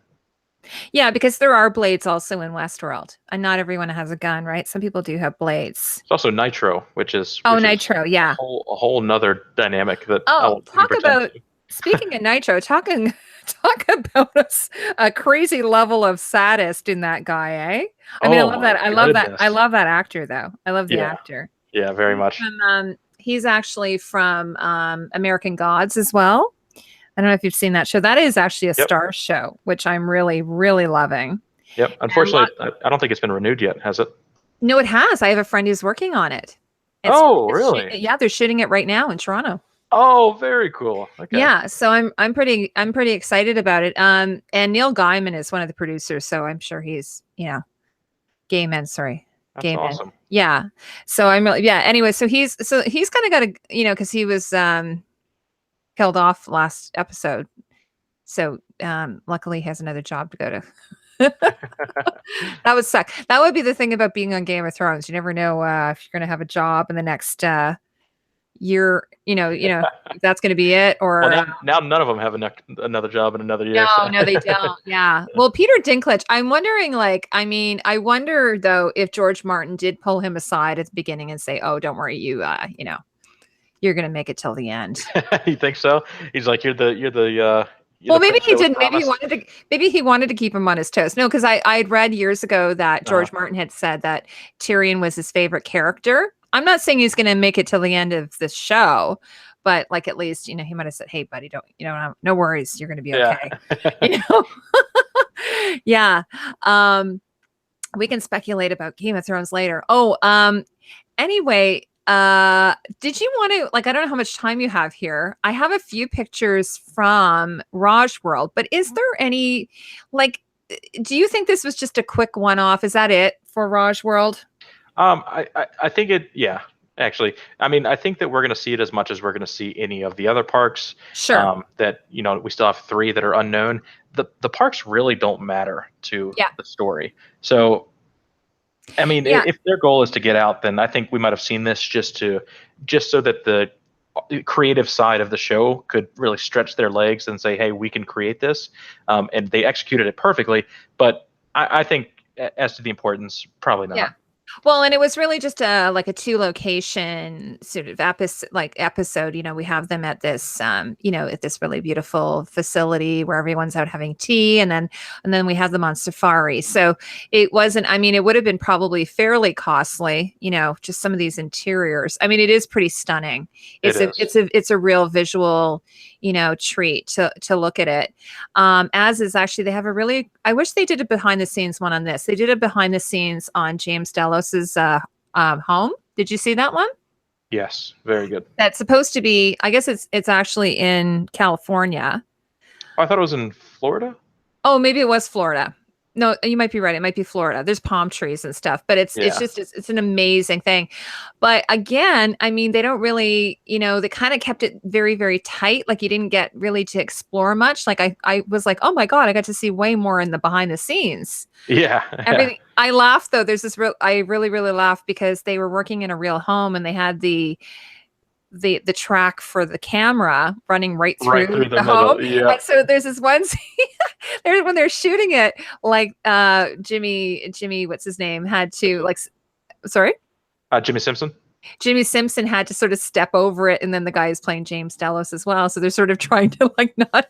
Oh yes, I know you're referring to. When they're panning the camera out, he has to panning duck the under camera. They had to step around. Yeah, but anyways, that was really fascinating. But I was like, oh, why didn't they do a behind the scenes of of the Raj? Yeah. Because that would have been, it's visually beautiful. So speaking of that, okay, so do you have any ideas? I'll just show you guys some of these pictures here. Do you have any ideas of what the other 3 parks might be? I really think that we have to assume Roman world. Okay. Well, because it was in the original movie. Did you see the original movie, by the way? I did. And what did you think of it? Justin thinks it's terrible. Justin Thomas, by the way, if you guys are wondering who I'm talking about. Yeah, he thinks it's a piece of garbage. I think that what he tried to do was make something before its time. Oh yeah. And so I amend him for that. I don't think it was bad. It didn't gross. That's all it has to say for it, Yeah, I think for its time, I saw it, I don't know what year I saw it, but it was a long time ago. And I was always really, because he did the Andromeda Strain as well, Michael Crichton. Yeah. And there's a that's one of his books. Everyone knows him for Jurassic Park. But and it's funny because Jurassic Park essentially is kind of like, Westworld in a lot of ways. Yeah. It's like, technology gone awry kind of thing. And Andromeda is a little bit different. But so what was neat about the Westworld is that he was one of probably the first writers to actually direct a movie of a piece that he had written. It'd be like if Stephen King had, was directing his own story. Oh, I didn't realize he was the first. Well, I don't know if he's the first, but when it's sort of like he wrote the book, wrote the screenplay, and then directed it. I don't think he was the first, but it was just more. It wasn't as heard of, like to get a studio to back you to do that. Usually they'd want a big time director or something. So, but one of the things that Westworld the movie does more than I think the show is they do give you a broader picture. This is one thing I know. And I mean, I realize because it's just a 2-hour movie, so they have to give you all the exposition pretty quickly, but they give you a pretty broad picture. They show what it's like when I guess they did it on Game of Thrones too. They show them coming into the park, what it's like them coming into the park. They show the whole process through the point of view. Whereas we don't get to see that. Like you're like, where is that train coming from? Like what, where is it under the water? Like, we didn't even know if it was an island at that point. We thought, everyone was thinking it could be in outer space, like another planet, or it could be under the ocean in a dome. Like still could be a simulator. It still could be a simulator. I read a book like that actually, where it was all simulation. Yeah. And so anyway, so you're right there. It could still be simulated. So I don't know where I was going with this. Oh yeah. So about the movie? So they had Roman world. They had what is it? Renaissance world, medieval world, and then future world. And then future world was the next movie. Yeah. Yeah. So so do you think those 3 parks could be that? I really hope they're not. I don't think. I think that Renaissance. Or could it be a Game of Thrones world? There's been some talk about it being a Game of Thrones world. I'll be honest. My whole setback with Westworld is that you could basically what you're doing is limiting yourself to only cowboys and Indians and only saloons and shooting guns and X, Y, and Z. I was like, if I was to make a theme park in which basically you could do anything in, it would be something so outlandish and so fantasy driven, like Game of Thrones, or more science fiction, like I don't know, a Power Ranger world, something insane that you would never know. Yeah, but I thought the Raj was kind of lame. I was like, I thought that was a little bit on the lame side. I think I think with that it's like someone said, how about Corgi World or Pug World? My vote is definitely on Corgi World. Yeah. Yeah, or cat. Well, that's cat videos world. I don't. Yeah, I don't know. I kind of I was like when I saw they obviously there had been a leak. There must have been a leak because I saw you. I don't know if you were talking with Justin about this, but Justin, one of his guests was talking about Raj World, and I'm like, where did that come from? And then yes, Vanessa.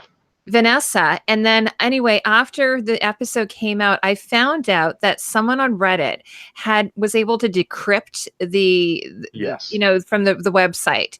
And I was kind of disappointed at that because I was just like, oh, for God's sakes, like it's just sort of like Game of Thrones. Like it just really kind of spoils it, right? But at the same time, I'm like, really? Like Raj World? Like it's I don't know. I just thought it was kind of lame. Like Westworld for sure.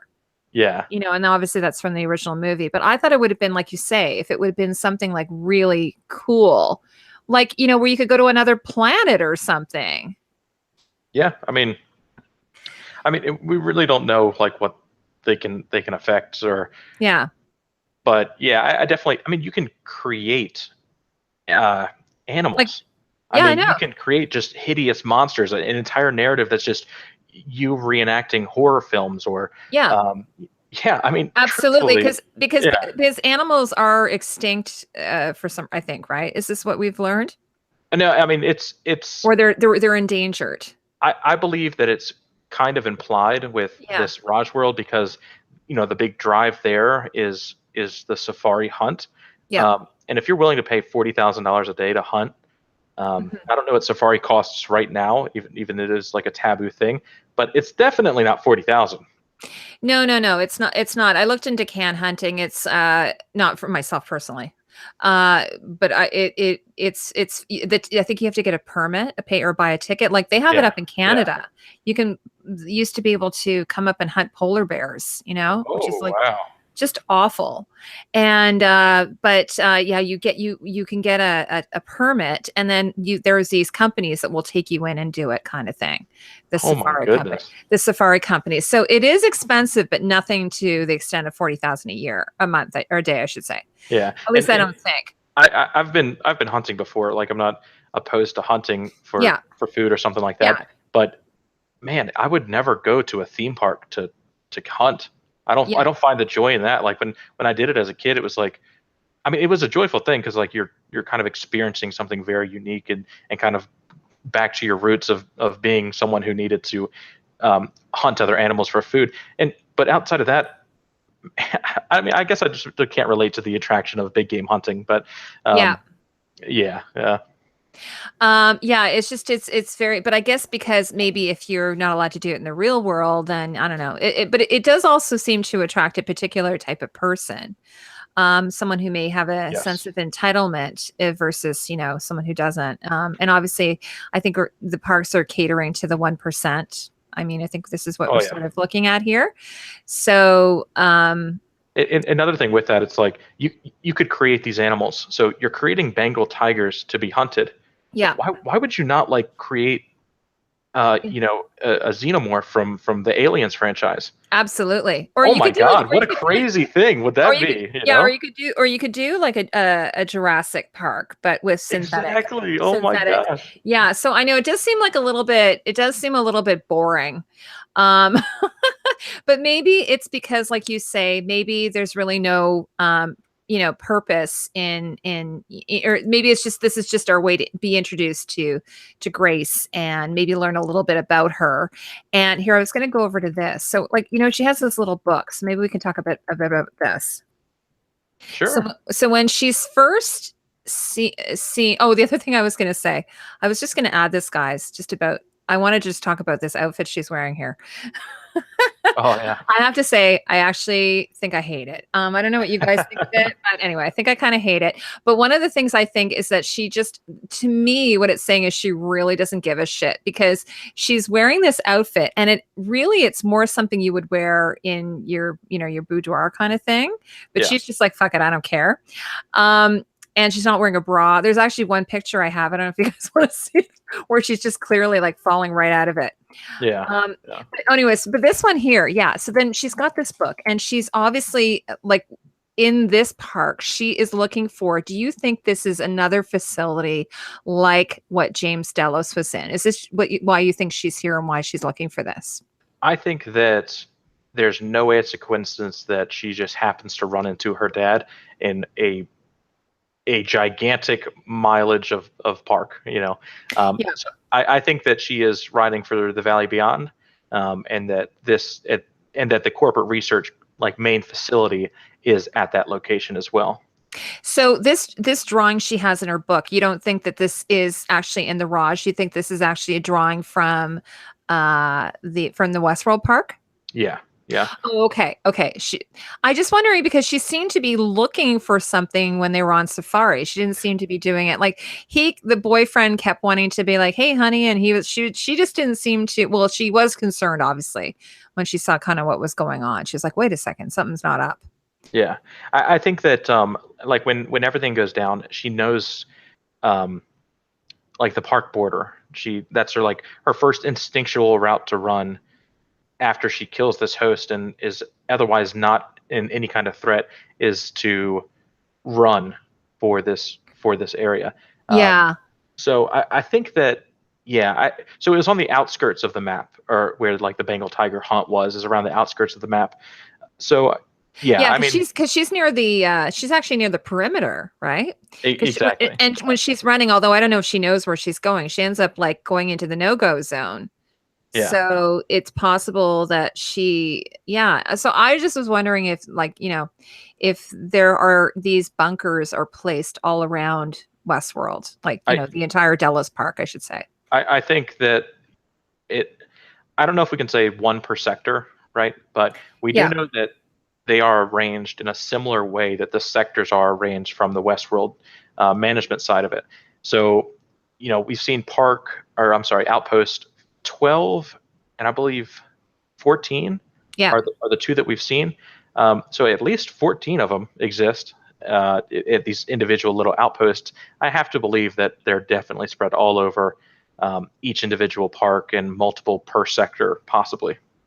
Okay. Oh, here I've got a couple. Somebody was saying that it would be nice if we had a Food Network world. Yes. Fruity World. I also wanted to say hi to Jamie Hughes. Jamie has a channel. He's another creator. I love other creators. Hi guys. He has a channel where he does movie reviews and also awesome. Game of Thrones. So he's actually going to come in next week and we're going to talk. Jamie, we haven't completely figured out what we're going to talk about. We're maybe going to talk about our favorite movies, for the summer, maybe something fun like that. And yeah, so it's great to always support other creators, I think, right, Hax? Yes. Oh yeah, 100%. Anytime, like if someone posts their channel in my comments or something on a video, Yeah. I'll always encourage that. I mean, being able to have this conversation about the show is just inherently such a feel good thing. So Oh yeah, absolutely. anyone should want to get into this and feel welcome to. Yeah, I always like it. This is the one thing I've noticed about YouTube is that it's not like for instance, I actually did a bit of self-publishing where I was kind of like, my husband had bought me a laptop and I'm like, oh, maybe I'll try writing a story. So I started writing and writing, and then I had this story and then I decided to self-publish it. Nice. And the people in the like self-publishing community are really nasty. Oh man. Yeah, they're just not very, they're not very nice. And so it's not as warm, like, whereas everyone in the YouTube community has been so kind and generous. And, like like I said, I've got 30-day reviews is in here. He's been hanging out this entire stream. He's probably like wants to get going. He's a fellow creator. And then Aaron is actually one of my first, like, he's probably one of my original viewers. Like, I've had the channel now like maybe a year and a half. And he's been with me since like probably 100 subscribers or something like that. And I'm almost at 10,000. So I was going to tell you, Hax, I'm planning on, they don't give you a plaque when you get to 10,000, right? I know. You don't get one until you get to, 100,000, so you get silver. And so I saw somebody doing this and I thought this was really fun. So a lot of people just make their own plaques. So I said to my husband the other day, oh, it'd be so much fun if I just make my own plaque. And I said, I'm going to do it with fabric though, because I haven't seen anybody do that. So I'm going to make my own plaque. Yeah, I might do a video on it, just like how I go about it. But what I decided to do is one of the things when I was doing Game of Thrones that I discovered is they have this really great embroidery designer, and she does all of Daenerys's dragon scale dresses, and it's particular technique. And so I tried doing it. And so I'm going to do it actually in like dragon scale, but it will be my 10,000 sub award for myself that I'm going to give myself. And I'm going to hang it in my studio behind me when I'm done. It's such a. It's kind of a big deal, right? It definitely is. Yeah. And I think at one point 10,000 subscribers was celebrated, or maybe it wasn't. I think maybe I'm misremembering this, but 10,000 subs is a crazy number. Like, I hit it and didn't think anything of it because I had the start of my channel was basically 2 videos going viral back to back, and then everyone jumped on the bandwagon, and I was like, oh my god, I have a chance to do something here. This is insane. Yeah, like it shocks me. Like Justin, he's still at only, I'm not even 2,000, but he just hits it out of the park with his videos. So it doesn't necessarily mean anything in terms of like your kind of content you're doing, but for when you think about it, you're like, oh my god, like 10,000 people have subscribed to me. Crazy. And actually want to watch my content. That's just pretty crazy when you think about it. But I've I have a really lovely group of people who regularly watch and comment, and I don't the 10,000 don't watch all the videos obviously, but I just thought it would be sort of a fun thing to do. And Um, I definitely think you should do it. Yeah. okay, cool. I'm going to do that. So anyway, well, why don't you also tell me, we've been talking so much about Westworld. Why don't you tell me a little bit about what you're going to be having coming up in the next little while? What are you going to be planning? Sure. So today, actually, when this call started, it was still rendering. I'm glad that my PC didn't crash or anything, but Yeah, you're double whamming it here, right? That's yeah. risky. But the video finished exporting, and it's called "The Cats in the Cradle." Basically, I have a theory put together that Bernard is in the cradle.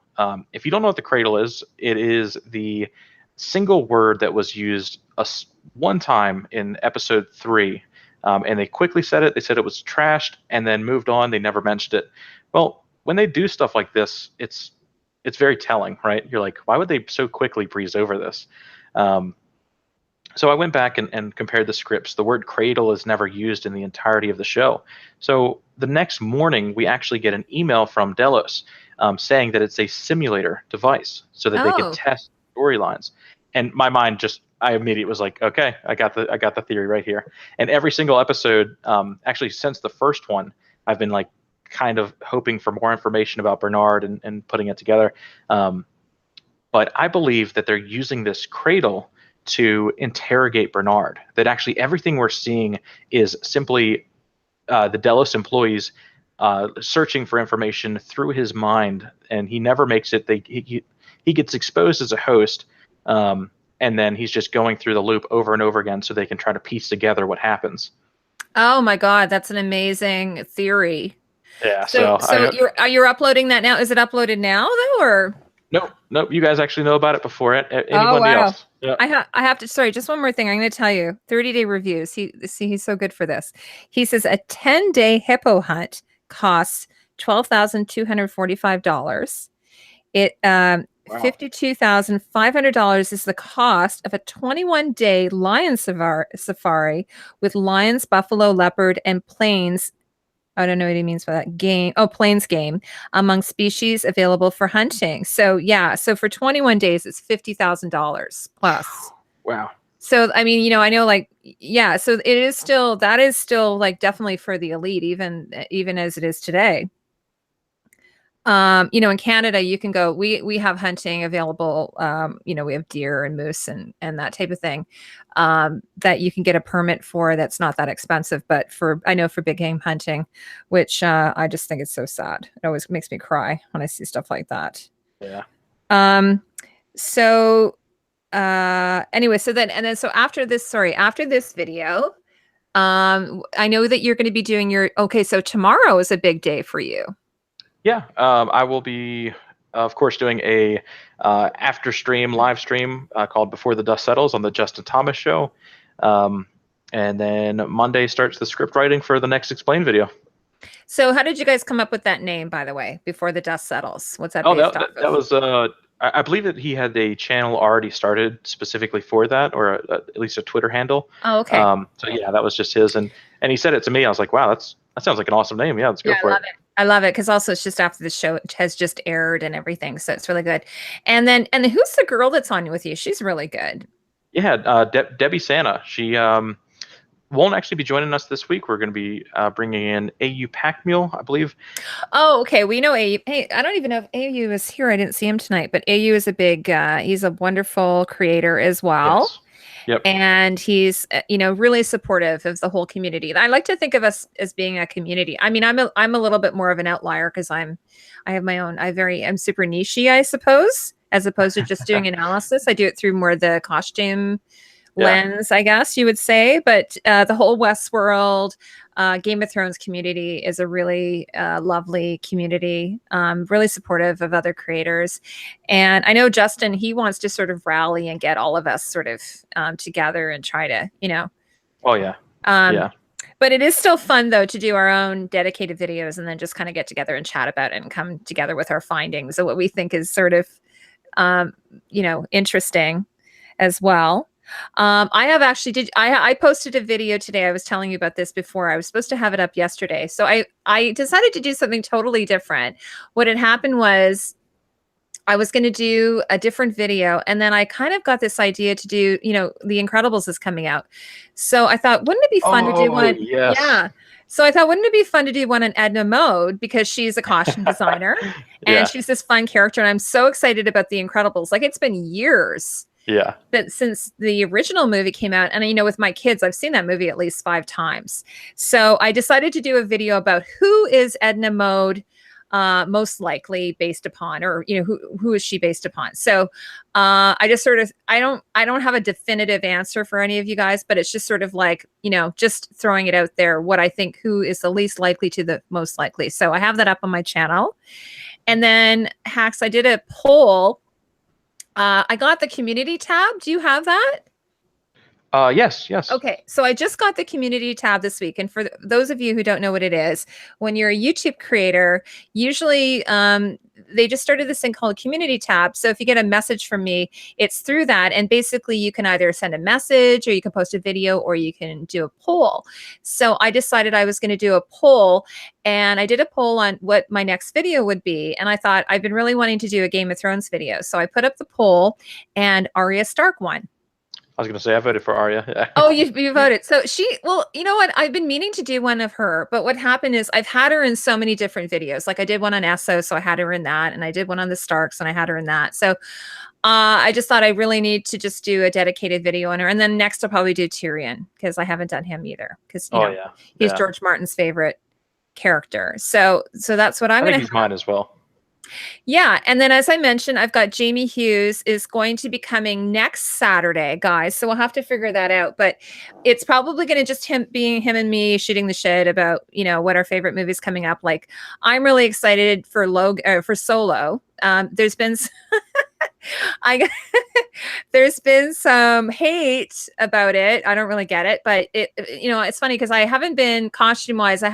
People were like, "Are you going to do a costume video on the Star Wars?" And I'm like, it's like, it's pretty good, but nothing I've been like really excited to see. But Solo costume-wise looks great, and Tandy Newton's in it. Oh, yes. Yeah, and she's got this little funny little weird fro, and then of course Emilia Clarke's in it. Yep. So you got your Westworld, you got your Game of Thrones, and then Woody Harrelson's in it. So you got your pot element in there, and we're legalizing pot in Canada, by the way, Hax. I don't know if you know. Oh, nice. I did not know that. That's amazing. Yeah, it's coming in the summer, so I don't know how it's going to look. It's going to be. It's the whole country. The whole country is going to have a green cloud coming down from the north. A green cloud. I don't. People smoke it anyway. Like, I don't know. I don't smoke it myself, but so we've got that. That's going to be happening this summer. So that's going to be something exciting. I'll have to do some maybe some live tweeting about that. And now, did you watch the royal wedding? Did you see that? I skipped through it or breezed through it. I don't know. It's one of those things where I'm just like, I feel like I could understand the appeal of this, but I don't want to commit the time. It's like a 2 to 3 hour long video. I'm like, I don't want to commit the time to this. Yeah. But I actually watched Suits, like, which, Meghan Markle's in Suits. Yes. I did watch. My sister is a big Suits fan. She's been in the live stream before, guys. Constance is my sister. So she's like, you got to watch Suits. It's so good. And it is really good. I've watched 3 seasons of it. So, she's a pretty good actor. I thought I guess I'm happy for them. But to be honest with you, I'm not really big on that stuff. And I know it sounds odd, since I'm really into costumes and stuff, but her dress was beautiful, but I'm not really into the royal thing. I didn't watch the other one either. I didn't watch William, Mary. And so my sister, though, she was up at 5 o'clock this morning. Oh my goodness. Yeah, she was. And she was up. She's probably she probably loved it. She probably just thought it was the best. She's pretty much watched Princess Anne, and she watched, Diana, and she's like watched all of it. She didn't watch Elizabeth, obviously, because she would have been too young. That's amazing. Yeah. I think my grandmother is a huge fan of that and follows it religiously. I'm just like, what's the appeal? Why are you watching this? But yeah, to each their own. So Ian Tron says, in the winter, pot smoke will freeze, and in the summer, you'll have ice blocks of 420. What does that mean? What does 420 mean? What For is that? it's like the day for smoking marijuana. Oh, 420. Yes, yes. 420. Yeah, Got that. Yeah. Someone asked, "Are you going to do a video on the hats at the royal wedding?" No, I'm not. yeah. I'm not, but they were, you know what? I might do something on it, but I won't do a video, but I maybe I will do something. Maybe a tweeting thing or something. Like during the Met ball, I tweeted out all that. Yes, very cool. I commented and tweeted, but I just like, it's not really in my genre per se, like real life clothes and fashions. If it's historical and it's relevant to, what I'm working on, like with the Edna Mode thing, for instance, then I will talk about it. But, I've had people ask me actually, will you do video games or will you do like anime and that? And I don't, because it's just like, it gets so far outside of my zone and my understanding of things. So I just don't do it. Does that make sense? Oh yeah, yeah. I mean, it's like when the first time Westworld finished up, I was so committed to I forget the show that was starting, but there was another show that I was gonna. Oh, the OA. I was gonna make videos about the OA. Oh, I love the OA. I love it. Also, Actually, Kristen, who I had on here a couple of weeks ago, uh-huh. she and I both love the OA. We should do a panel on the OA then when the new season starts. Well, before that, you might hit me. Oh, okay. But the end. it was like I enjoyed what they were trying to do, and I thought that something else entirely was happening, and I was so excited to finish binging it because then I could make like theory videos and stuff. And then the ending happened, and I was like, okay, well, I obviously can't make any theory videos. I don't think I understand what just happened, but I think you're not the only one. A lot of people felt that way. Yeah. Maybe I should have just like. Yeah. Have you seen any of her other work? Yes. Oh, you have? The Sound of My Voice? Sound of Music? Sound of My Voice. The Sound of My Voice. Yeah. Her stuff is really, really quirky. Did you see the one about, is it Two Earths or something like that? Where there's another Earth. Have you seen Another Earth? I don't believe so, no. Oh my God, you have to see it. It's about an alternative reality. You got to see it. It's amazing. Britt Marling. I don't know if anyone there. Okay, so there was a question here. Oh, sorry. Let me see here. Yet another reason to move to Canada. Yeah. Except that we have. Sorry if there's any people who love Doug Ford on here, but Doug Ford might be my next premier. Do you guys know who Rob Ford is? Does anyone know who Rob Ford is in the chat? He was our mayor, and he got caught smoking crack on television. Like in a video. So anyways, and then so he stepped down, but he got really sick and then he passed away. It was really kind of sad. But anyways, now his brother is running to be our premier, and he in high school he used to sell drugs. So this is what we're dealing with. 420. Yeah, full so circle. He's gonna be our he might be our premier. So that sucks. Which is kind of like we're in a province. We have provinces. You guys have states. But sorry, there was a question here, and it was about. Oh, sorry, where is it here? Oh, Zach says. So I don't know if questions are allowed. No questions.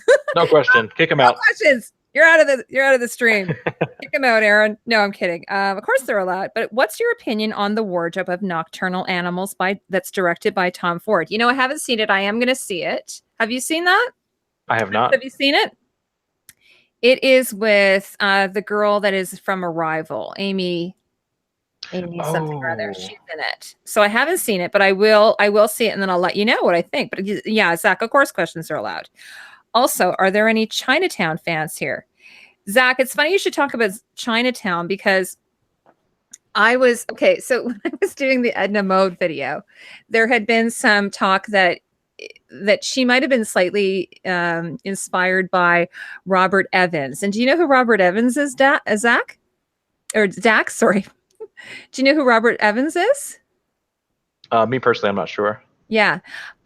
He's he's actually like a producer, and back in the 70s he produced Chinatown and The Godfather 1 and 2 and Rosemary's Oh. Baby.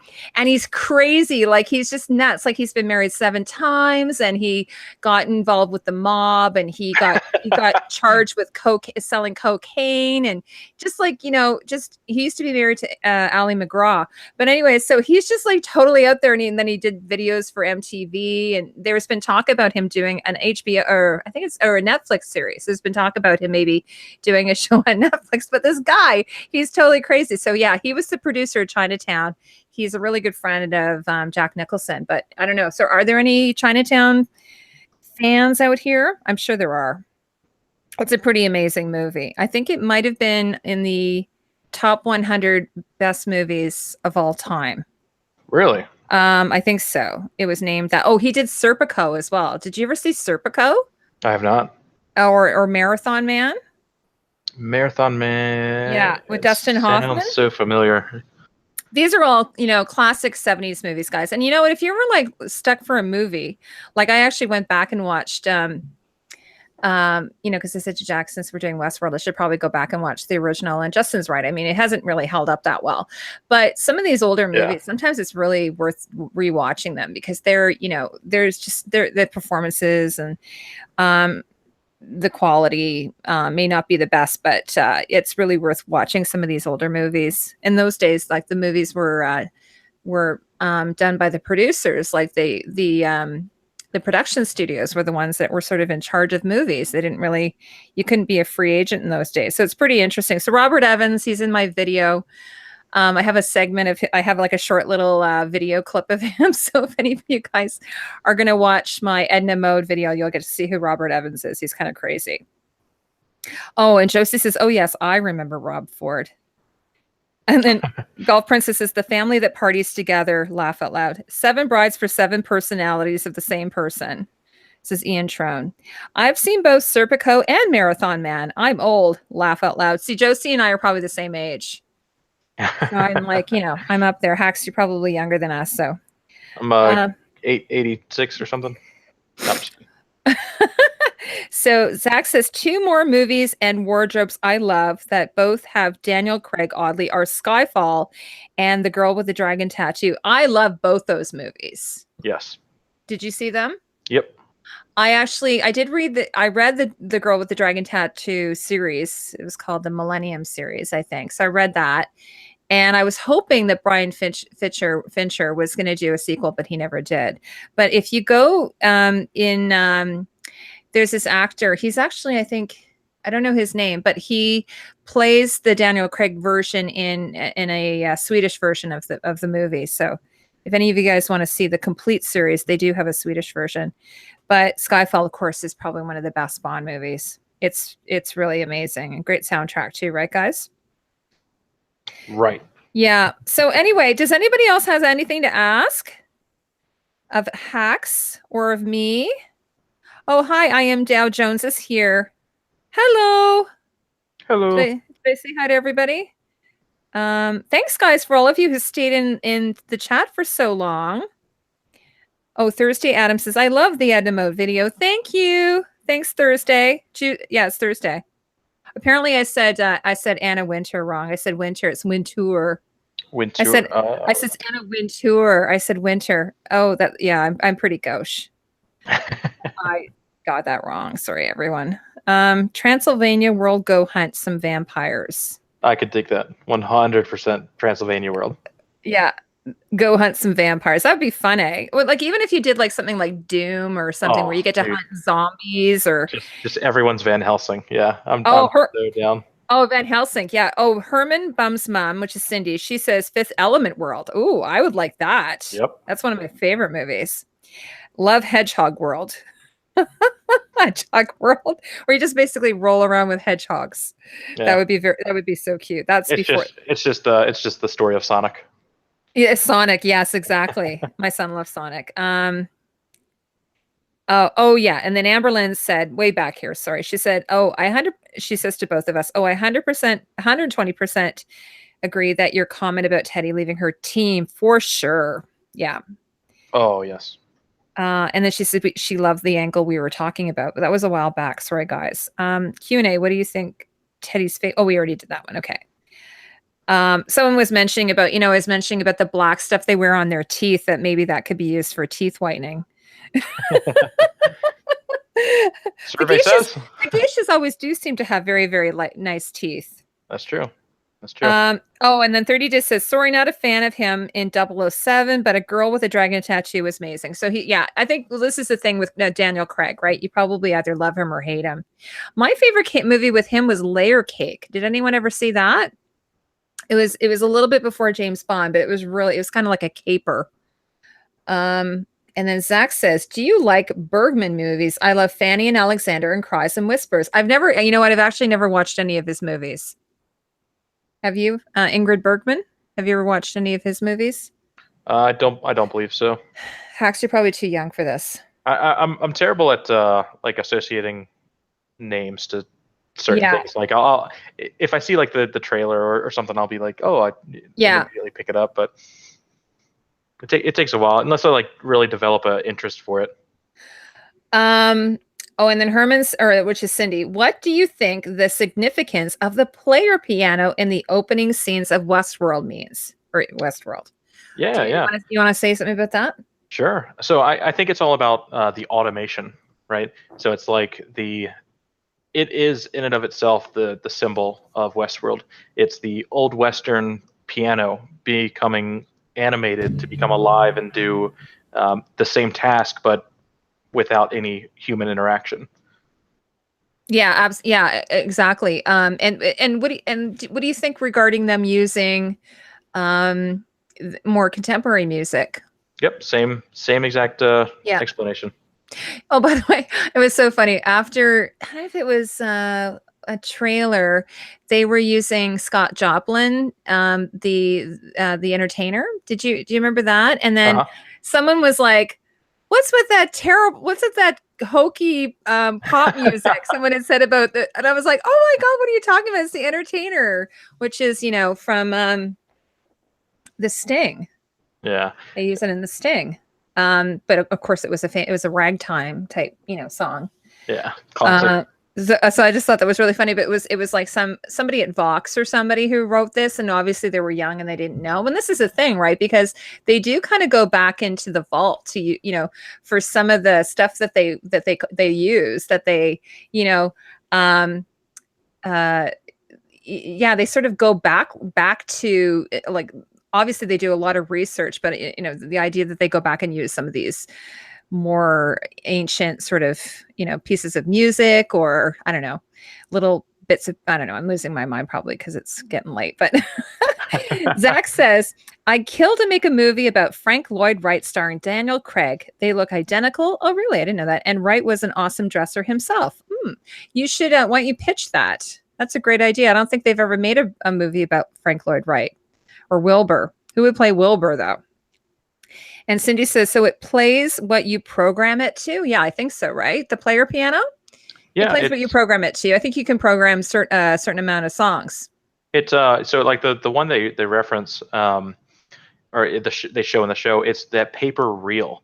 What you actually see, the absence in the paper, those little dots and elongated gaps is what the piano keys are depressing and relieving on. Yeah, like years ago, I had a miniature version of one. Like you could wind it, and that's what it was doing. It was sort of like it had a programmed song in it that you could just sort of. It only did the one, but I'm assuming they could probably program quite a few. But now, and they keep going back to this. They keep showing the blood on it. Yeah, I think with that, it's just kind of like.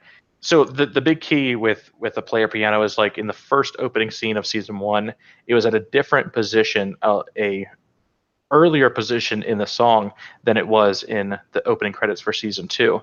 And it's only like, a 5-second difference, but of course Westworld fanatics picked up on it. And the idea of it having blood on it, it being something that's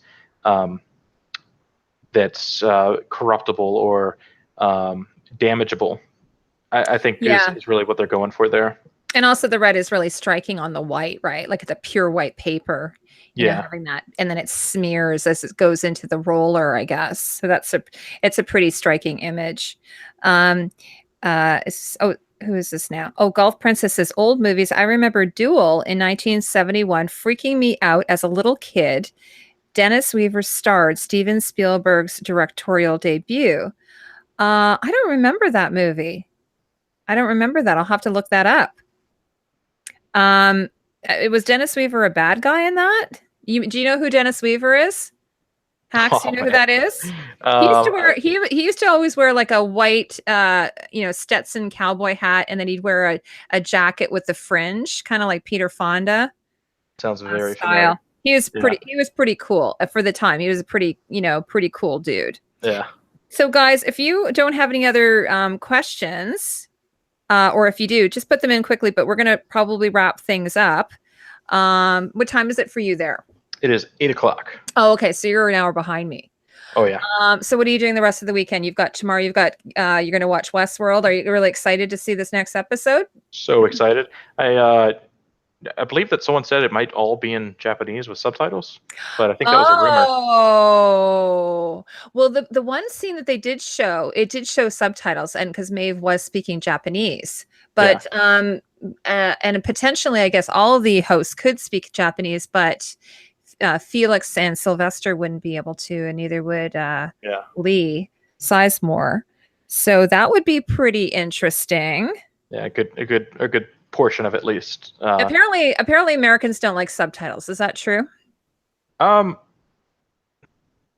No, I think at one Is that point a in my mass generalization that I just made there? Definitely. But Sorry, no, American okay. viewers. It's okay. It's like I feel like I don't like subtitles when I'm looking like for the experience of the detailed shot. Like if it's a grand landscape that you're watching, and at the end it shows birds chirping or something at the bottom, I'm like, well, dang, I'm really glad. Yeah, that's more like closed captioning, right? But you know what? Yeah. I have to tell you, on Netflix, you can watch a show with closed captioning. I sometimes do that.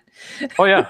Because sometimes I find some shows, if they're mumbling, or I'm like, what is going on here? I'm just not able to keep up with it. Yeah. I sometimes will put the closed captioning on. Actually, so Cindy, Chrissy of Old Stones is here. Hi, Chrissy. Hey, Chrissy. Late. That's okay. We're going long here. Josie says she prefers subtitles personally, but this movie Duel, it sounds really good. Dennis Weaver was driving a car and stalked by a trucker, and then Cindy thinks that it was based on a Stephen King story. So that sounds actually pretty good. Maybe I'll download that. That sounds kind of interesting. Zach says, I think a lot of people are just kind of lazy when it comes to reading subs, which sucks since there are so many great foreign films people miss out on. Yeah, actually, Netflix has a really good collection of some foreign movies that I've been watching, or TV shows that I've managed to find. I'm like, what is this one? There's one called The 3% that I really loved. So have you seen it? Yep. So if anybody out there is into the Hunger Games or that type of thing, like a dystopian world, it was really, really good. And I didn't find it that hard to follow along. I think it's Portuguese or South American of some type, but pretty sure it's Portuguese. Yeah. Portuguese. Yeah. So, and the cast was amazing, but I find with dubbing. Oh, and there's another one called The Dark, which I think is German. Oh, that's on Netflix. Kind of like a Stranger Things. So anyway, they do have dubbing, but when you watch it with the dubbing, it's just so terrible. It takes away from the acting. And anyway, no, I made that generalization about Americans because I think some movies, they will sometimes put dubbing on them, but I think as audiences are becoming more sophisticated, I think they're not doing that as much anymore. So yeah, my only thing with subtitles is I'll watch Westworld with subtitles because in some cases it's really the only time to ever pick up on the subtlety of what they're saying. You know, when it's like a transition scene and it's saying, just we as opposed to you or something like that could change the entire direction of a theory. And a lot of times they'll skip over it. You know, it'll be so quick and you're like, oh, wait a second, what just happened there? And then so I think it is kind of important.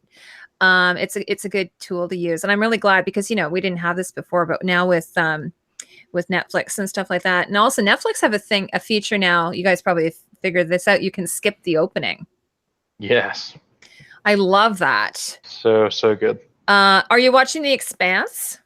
I am not actually. Oh, okay. I did sign the petition and Yeah. help the cause, because I mean, if that many people are making my social media about this show that I've actually never heard of, then I'm sure it's good. I mean, it's a sci-fi show about space is what I've gotten from it. So, I'll keep Yeah. encouraging it as long as other people like it. Yeah. Ian Schon's asking if The Dark is about multiple timelines. So I don't want to give anything away. But yeah, it's a really if you like Stranger Things, you probably would like it. But yeah, that is the one I'm thinking of, but I didn't want to give it away in case anybody wanted to watch it. In the area of multitasking and distraction, subtitles require looking at the screen all the time. Yeah, so if you're like doing something else, obviously that's not a good time to have. But I sometimes just want to just zone out and just watch a show. Like I think this is what I need to do after the stream, because honestly, like I know you've been doing this too. Last night I basically worked on my video. Like I work in the mornings, like I have a real job kind of work. And Yeah. then I think as soon as I was done work, I went right into finishing my video, recorded it, edited it. And then, this morning I had to finish it off. And then this afternoon, I was just kind of like, okay, now I gotta switch tacks and start working on this. And then, so I think I'll give myself a day off or whatever, like you're doing. I think it's important to do that, right? To have some balance in life. 100%. Yeah. I'll go through, like this week. I'm the latest about getting my second video of the day or of the week out. Yeah. And I hate that, but at the same time, it's like every single day at work. And I'm like middle engineer management, I guess. Yeah. And so it was like just everything at work that could have happened. So my entire week was just troubleshooting and trying to not let things burn down. Now let me ask you a quick question before I let you go. So when you're at work, now that you have this channel, anybody at work who watches Westworld, do they come to you and to want to get some info about it? It's so funny is since I just recently got a new job, or I guess about a year now, and since coming here, I've talked about season 1 Westworld and how excited everyone was about it, and talked about my YouTube channel. And then season 2 started, and I'm the only one watching it. I'm like, guys, watch the show. What is happening? Just watch the show so I can talk to you about it. Well, I have friends who are like, I haven't watched it yet. So they're planning on watching it. Yeah. But they got, I know some people, what they like to do is they like to actually wait until the season's over. Yep. And then they just like to binge the entire thing. I'm sure that HBO gets a lot of people that way. Just like people who just like wait until the whole thing is done. I don't know. I mean, I wouldn't be able to do it because there's just so many spoilers out there. Even like, I remember before I saw, what is it? Some movie that I was like, I got to go see this before everyone ruins it for me. Because this is what happens, right? Like there's just so many spoilers out there. Oh, I think The Force Awakens got ruined for me. Force Awakens was ruined for me as well. Yeah, and I was really upset about that. So this is why, like, especially like even I stay off social media during Game of Thrones. I just stay off. I go off until I can get to. Sometimes I can't watch it that day, and then so I'll have to wait till the next day. So, but anyways, okay. Well, Hax, it was so great having you. I want to thank you so much. Awesome. It was really a blast, and it was just really nice to get to know you. Yep, you as well. Thank you so much. And we'll have to do it again. I hope you'll come back on. I hope it didn't scare you off or anything. No way. Yeah, I would love to. I mean, honestly, just hanging out and talking. Yeah. It's best part of the show, in my opinion. Yeah, I think that's fun too. I kind of like just the, having some structure, but at the same time, sort of just being able to chat, because this is what happens in our videos, right? It's all structured, and it's sometimes nice to just be a bit more loose and talk about things and have everybody who came tonight too. Thank you so much, everybody, for coming. I want to thank Aaron and 30 Day Reviews for helping like manage things. We have such a great chat, though. There's never been a problem. I should knock on wood, though, after saying that. No, seriously, because I've been in some other. I watch a lot of other live streams, and sometimes it's just like, oh my God, like, I was just going to show you like on the monitor here, by the way. So my slideshow was showing through. That's kind of nice. So I got this nice picture, this romantic picture of Grace before he gets brutally murdered. But But anyway, so yeah, so we'll have you on again. We can even maybe have you and Justin on if you guys want to come on and talk Westworld. Maybe we can do something. Like I'm going to do something I think mid-season with Justin. Maybe like a little bit farther into the season. I can have you guys both come on and we can talk about what's going on with Westworld so far. Sure. I mean, Or you can come on your anytime own. you need me. Yeah, anytime you need me, truthfully.